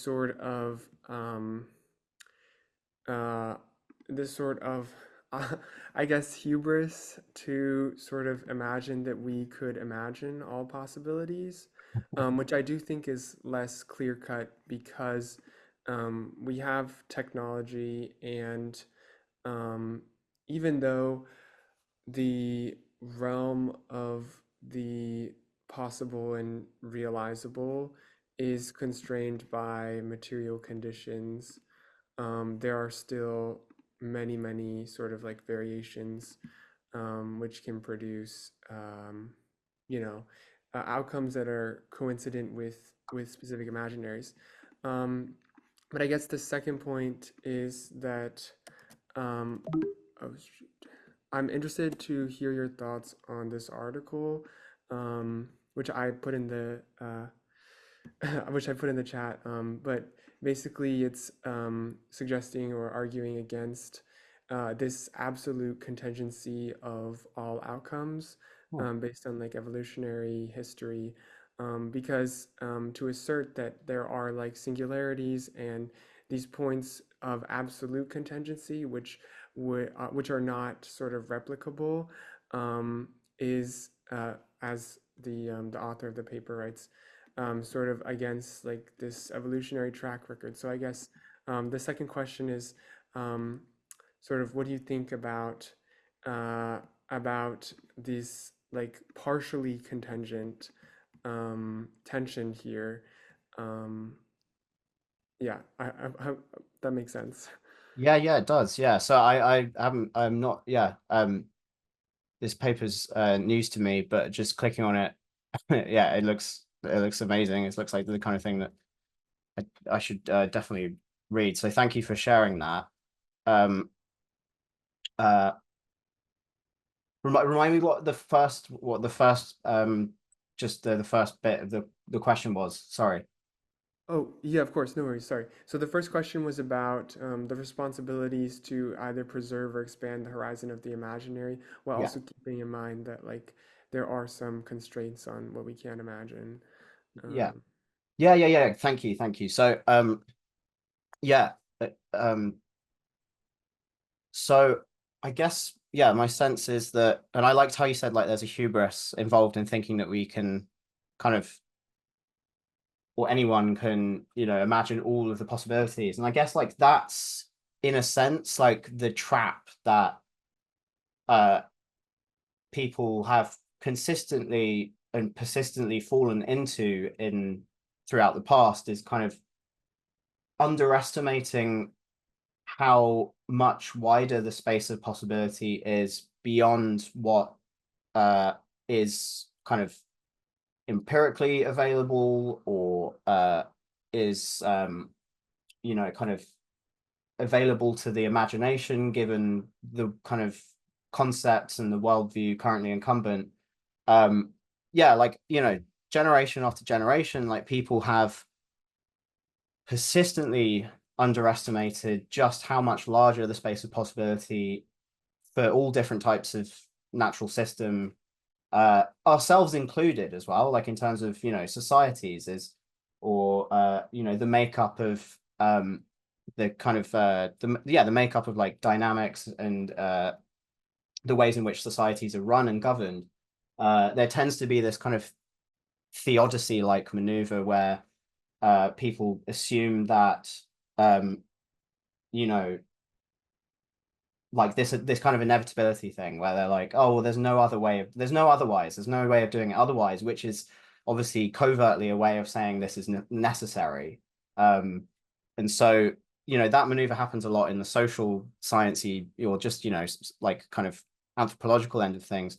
Then again, yeah, like people have just again and again really misunderestimated how much wider the space is. And so I would say, yeah, it's hubris to think that we can gain any grasp of this all of possibilities. And it's in a sense the instinct that there is some complete totality, which I think is where this potentially goes wrong. That kind of gesture I was like pointing towards, of thinking that given enough time or enough space, like the whole space of possibility is exhausted. There's quite a lot of assumptions going into that A, there is some kind of meaningful complete set of all possible things, and yeah, B, that can be exhausted given but it's let me stress, it's a really prevalent assumption throughout the history of ideas. And so I guess the gesture would be to actually try and answer your question on the imaginary, and how we should think of kind of this space that must have limits, but we don't quite know where they are. I would say it's like, well, given that fact that throughout the past people have again and again persistently been proven to have radically underestimated. I would say we're in a position where in like a dark room, and we don't, or like say a cave because it's more poetic, whatever, like we're in a dark cave and you can't see the limits of the chamber you're in, so there's no way of like knowing if it's like miles or meters or whatever. But there are kind of certain ways of you know, kind of certain secondhand ways of sensing some sense of the scope, like maybe this your sense of an echo, your sense of like airflow. There are these ways of like, without just like actually seeing the extent, you have kind of some, you know, do you see what I'm getting at? I think that's like with this possibility thing, and that's why I personally enjoy looking through the history and seeing how again and again, you know, people do this thing, because it makes you think like, yeah, again, like I was saying to Treklia's like question, the second part is you know, we have no, like, our current knowledge is also radically incomplete, and so there's whole spaces of what can be done or could have happened that are just invisible to everyone currently alive.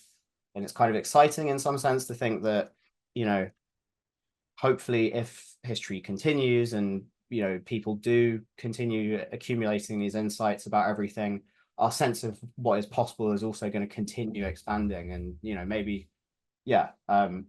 But yeah, I really like what you say about there's a hubris in thinking that you've reached some totality. So I'll stop there. But that, yeah, again, that's a really great question. Thank you.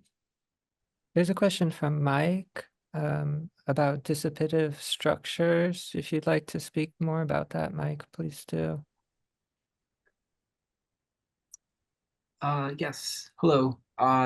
Thank you so much. That was amazing. I'm wondering, perhaps if you could maybe speak to Ilya Prigoghine's notion of dissipative structure.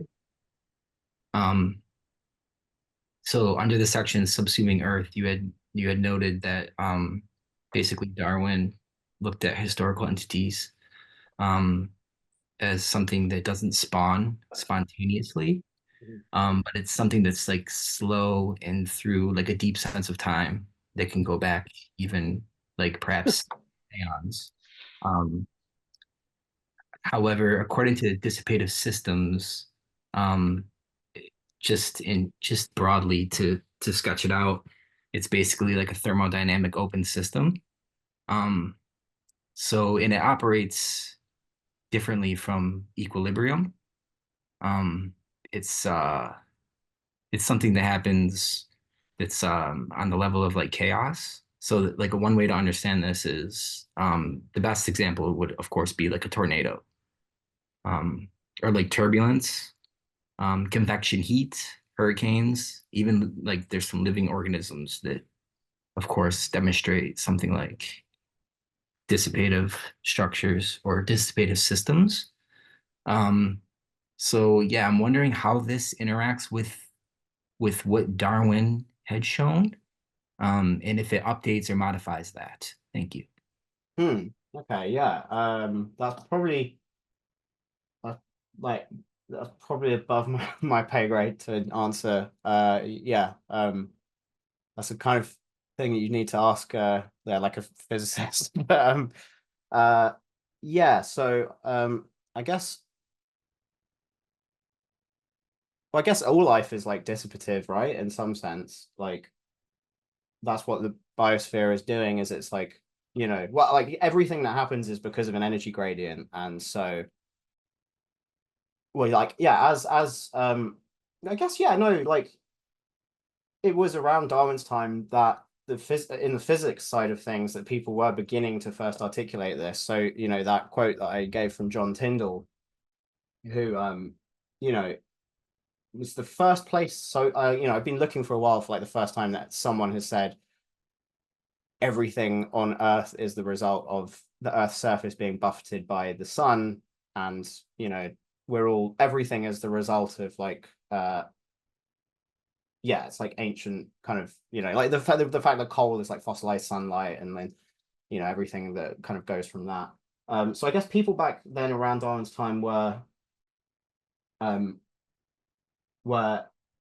inching towards that kind of understanding that then does, you know, does become the modern sense of dissipative structures. But yeah, I guess with Darwin, I mean, he was very attached to this, you know, as I say, like very progressivist idea that, you know, progress towards perfection, which was very much intended in a, well, tacitly wrapped up in a whole ton of moral, evaluative, normative claims was like inevitable. And so he was terrified by the prospect of thermodynamics and the fact that that entails that the sun will one day entirely dissipate itself, and Earth will freeze and everything will die.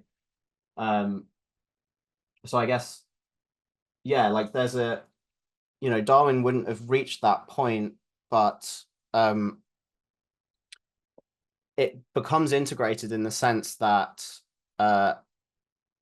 what these dissipating structures do as they evolve is, in a sense, they maintain their own structure over time by taking free or like workable energy out of the environment and putting it back as like higher entropy. And if you look at just the evolution or the development of the biosphere over time, I guess like the energy throughput through the whole biosphere has probably intensified, and like massively intensified, with the emergence of industrial civilization. And so perversely, that Darwinian upward trend towards more complexity or whatever, actually, in a sense, if you think about it from that dissipative point of view, is perversely just a way of nature reaching equilibrium quicker. So it's like Darwin's idea of progress was like it's like kind of this, Bataille, I guess, is like really good at pointing this out. But the Darwinian upward surge towards progress is just a way of hastening the collapse of using all the energy, and then there's nothing left to consume. So yeah, I don't know if that answers your question, but I think there's something important there. Yeah.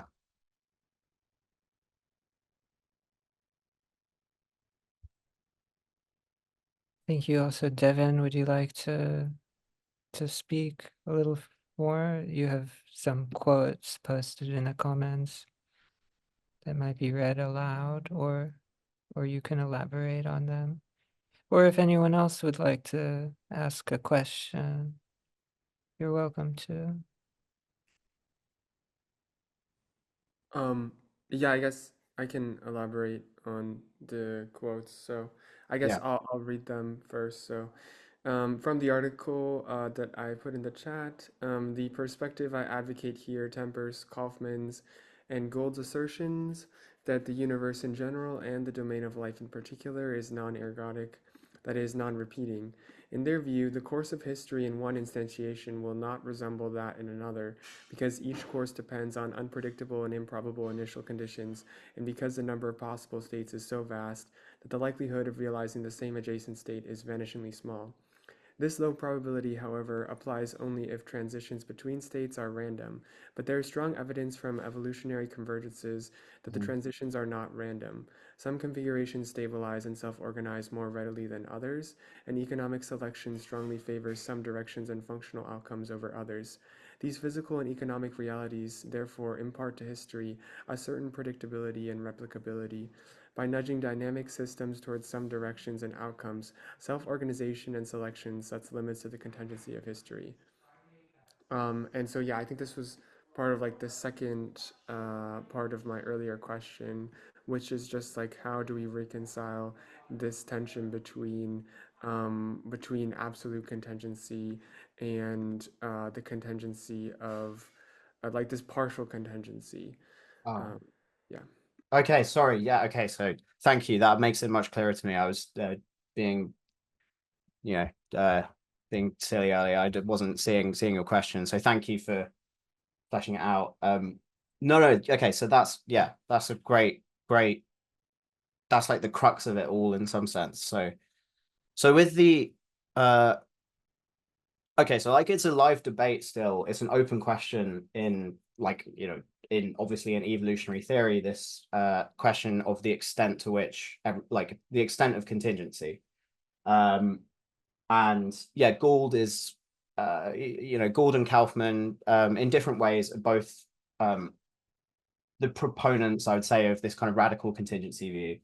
And then yeah, so I wasn't aware of this article, so I'm going to devour it first thing tomorrow. But so presumably the author is also one of the major proponents of the other side of things, but the one I know is Simon Conway Morris, who, like, as you point out here, looks towards convergence as as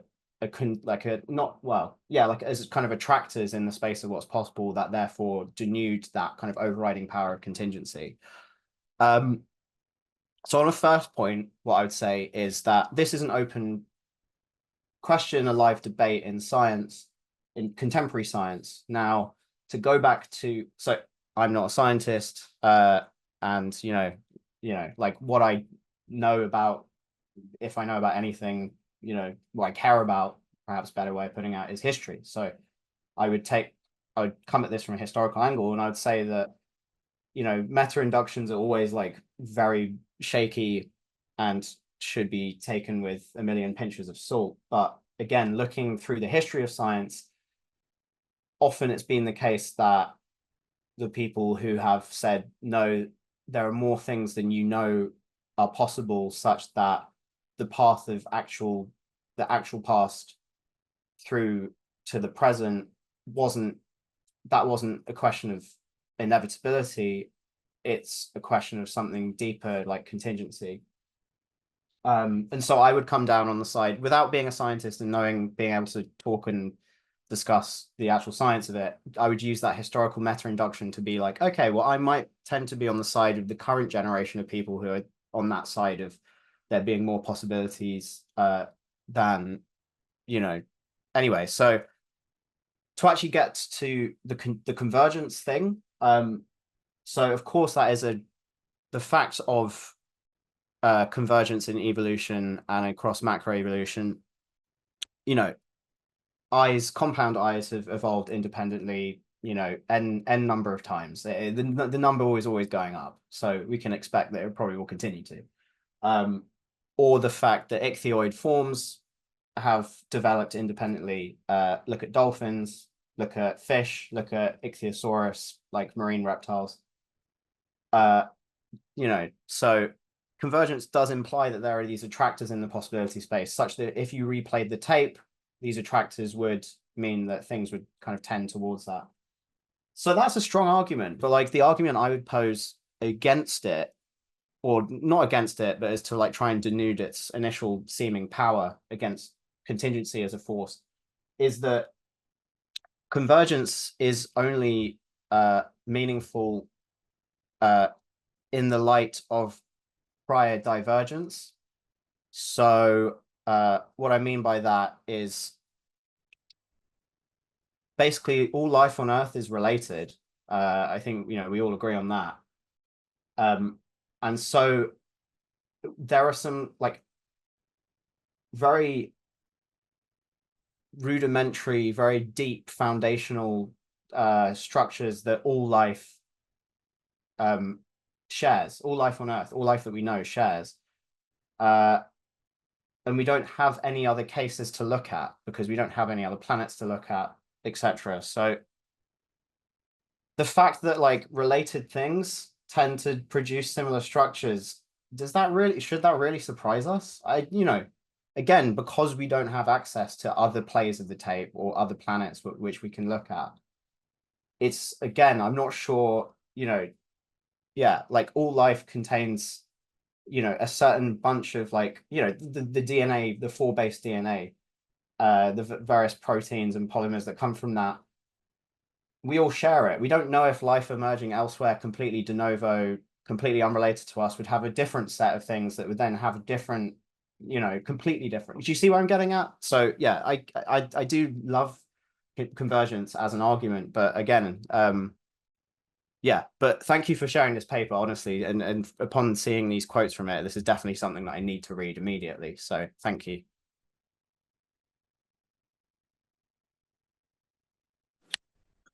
Hello, Thomas. My name is Lara. I don't have a camera on my iPhone. I'm going to moderate now that Maure has left. So, but I'm aware that we're coming up to 2 hours. So, is there any other questions? I can't see anything else in the chat at the moment. I guess I guess I would have one last question, which is in regards. Oh, sorry. I was just saying, cool, go for it, Devin. Thank you. Oh, okay, thank you so much.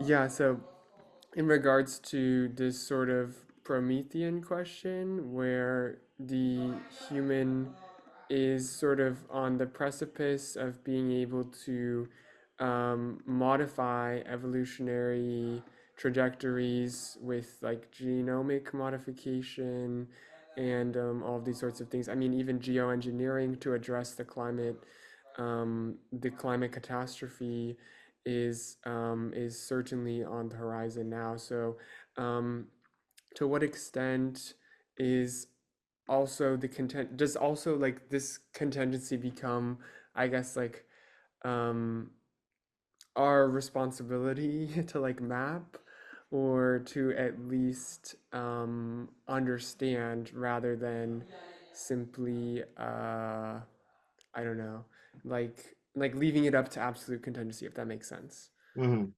Yeah. Again, fantastic question. Thank you, Devin. That's so yeah. So I guess yeah, I guess we have to, or well, that's far too prescriptive. I like to hold to the Promethean ideal is so far as like the seed of all emancipation, like all liberation, has been to imagine that things could be otherwise. And of course, that's a really powerful idea, therefore. However, an unlimited Prometheanism that collapses into like, yeah, like a techno solutionism. I'm incredible. Like I used to be far more naive on this point that it's just like, think of rationality unbound and like, across the future and like, maybe everything will be solved. And I don't, yeah, if you just look at the reality of things, that's clearly just a bad position. In the sense that human projects and designs always have unintended consequences, and that scales up like to a kind of terrifying degree when it comes to these projects such that have never been seen in history before in terms of the scale or potential irreversibility of the consequences. As you point out correctly, so stuff like genome editing or geoengineering, that's, I think it's just, again, it's like terrifying if you look at the track record of similar projects or proposals. So one thing I've been working on recently has been to look at this kind of forgotten history of like previous proposals for geoengineering, going back into like the 1700s, like geoengineering in the sense of just like proposals that if we just do this thing at global scale, we'll be able to regulate the climate in a way that's good and happy for everyone. And just from what I've been compiling so far, like if any of those proposals had like come anywhere near to being like seriously implemented, they would have caused like vast damage. So obviously there's a lot more money and time and research being put into geoengineering now, which is new. So that wasn't the case 100 years ago. These were just kind of physicists like writing an article being like, how about if we just burn all the coal? Maybe that'll make the atmosphere a little bit warmer and then we can grow crops in Siberia. Stuff like that. So, there's a serious research and adversarial research as well, which wasn't the case in the past. So that does make things a bit different. But like the idea that like now, suddenly the geoengineering that we're proposing isn't going to also have all of those consequences that the previous ones also would have done, but the people proposing them just simply couldn't see because, there wasn't the insights requisite from scientific knowledge or just wider wisdom that would have allowed them to see how bad their ideas actually were. So that's how I'd reply to that. Was there another part to the question? No, yeah, I think, yeah, so that's yeah, I would say that the Promethean ideal needs to be clung to, but the idea that we not like everything, these kind of like massive Promethean, I don't think that's even a good word for like geoengineering, but like as in these like huge projects that would have irreversible, indelible consequences, you know, I'm very wary of, given just the track record of people. Yeah, so I hope that answers the question. I see that Daniel's got one in the chat. Shall I shall I try and answer that, and then if there's no others, then maybe call it a day? Yeah, that sounds really good, Tom. Thank you for taking Daniel's. Go ahead, Daniel. Thank you. Can you hear me? Yeah. Well, it's two comments. The first one is that I have a problem with ants, and since they are named in Nahuatl, I have not found how that name is translated into other languages. And I enjoyed a lot your article on ants because of that. And the second question is a methodological one. Is that why you adopt the history of ideas and not the history of concepts or even the history of media for your approach? How do you individuate or select ideas and not concepts? How you define that object, basically? Okay. Oh wow. Okay. Yeah. Also, I mean, just to before answering that, yeah, that means a lot to hear. Ari, the ant article. That's actually, I think I'm very fond of that. I really like doing that one. So that means a lot to hear that you liked it as well. And yeah, I wish you all the best with your ant problem, but maybe you're living in the house that the ants own. You never know. I mean, that's kind of the way with the planet. We think we own it, but it's actually the ants.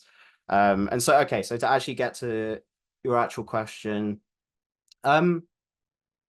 yeah, I mean, that's a fantastic question, and I should probably think about this stuff more. In fact, I definitely should. But so it's like the answer is in a sense kind of boring. Is that it comes from like a state of unreflection, but to try and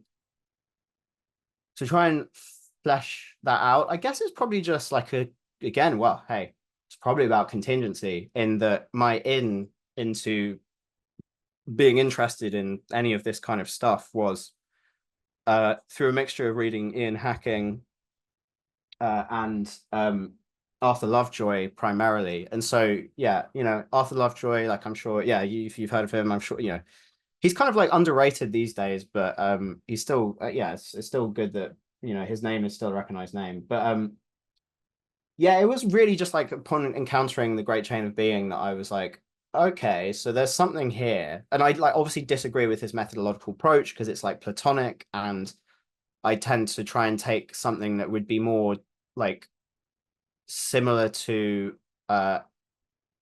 variation with common descent. So like not Darwinism, because I don't think that what is true is what works, or like survival of the fittest. Like, no, that stuff's bad.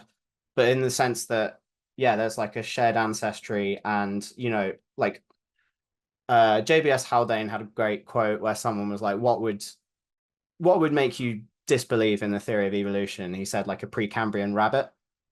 And like you know, finding a fossilized rabbit like Precambrian. I think a similar thing with like the history of ideas is true, even though it's like nowhere near a precise like science, like, you know, it's nowhere near a precise field of study, let alone science. But it is like in a sense true that there, like, the Precambrian rabbit still exists. Is there may well have been people talking about you know, Big Bang nucleosynthesis in, you know, 600 BC. There may well have been, and they just failed to record it. But I think like parsimony makes us think that probably that just means that that idea didn't exist yet. And so that's what I got from Lovejoy. And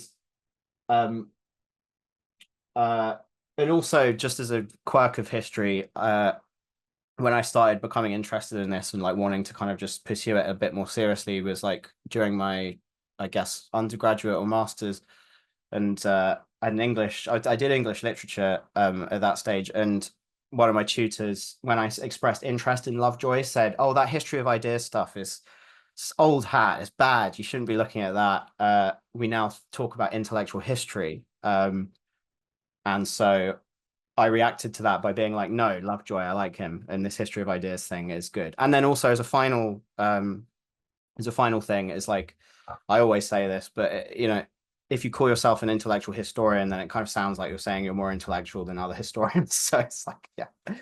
Anyway, but yeah, this Clifford Siskin History of Mediation, I should definitely look at that. I'm not super familiar with that. But like history of media is something that I've been interested with over the years. There's a great book, I forget his name, I think it begins with a Z. It's called like Deep Time of the Media. I remember that really influencing me. But I guess, yeah, like ideas, yeah, I guess in a sense that is, I'm not looking so much as at the mediums, so, or the media, or the experimental equipment. I'm more looking at like, I guess the ways those are constellated in that Salasian hangs together sense. And so I think that seems more appropriate. But yeah, thank you. That's a really good question. I should think more about these things. So thanks for the prompts, and I'll definitely think more on, yeah, Clifford Siskin. I'm gonna look into that. Yeah, okay. Well, yeah, thank you everyone. That was great. I really appreciated the opportunity to talk to you all. And yes, Siegfried Zelensky. Yeah. It's a great book. I definitely recommend it. Thank you so much, everyone. Honestly, I've really enjoyed this, and it's been really valuable, and I've got plenty of things to go and read now. So thank you so much. And yeah, I hope you enjoy the rest of your day, what's left of it, wherever you are in the world. Yeah, thank you so much.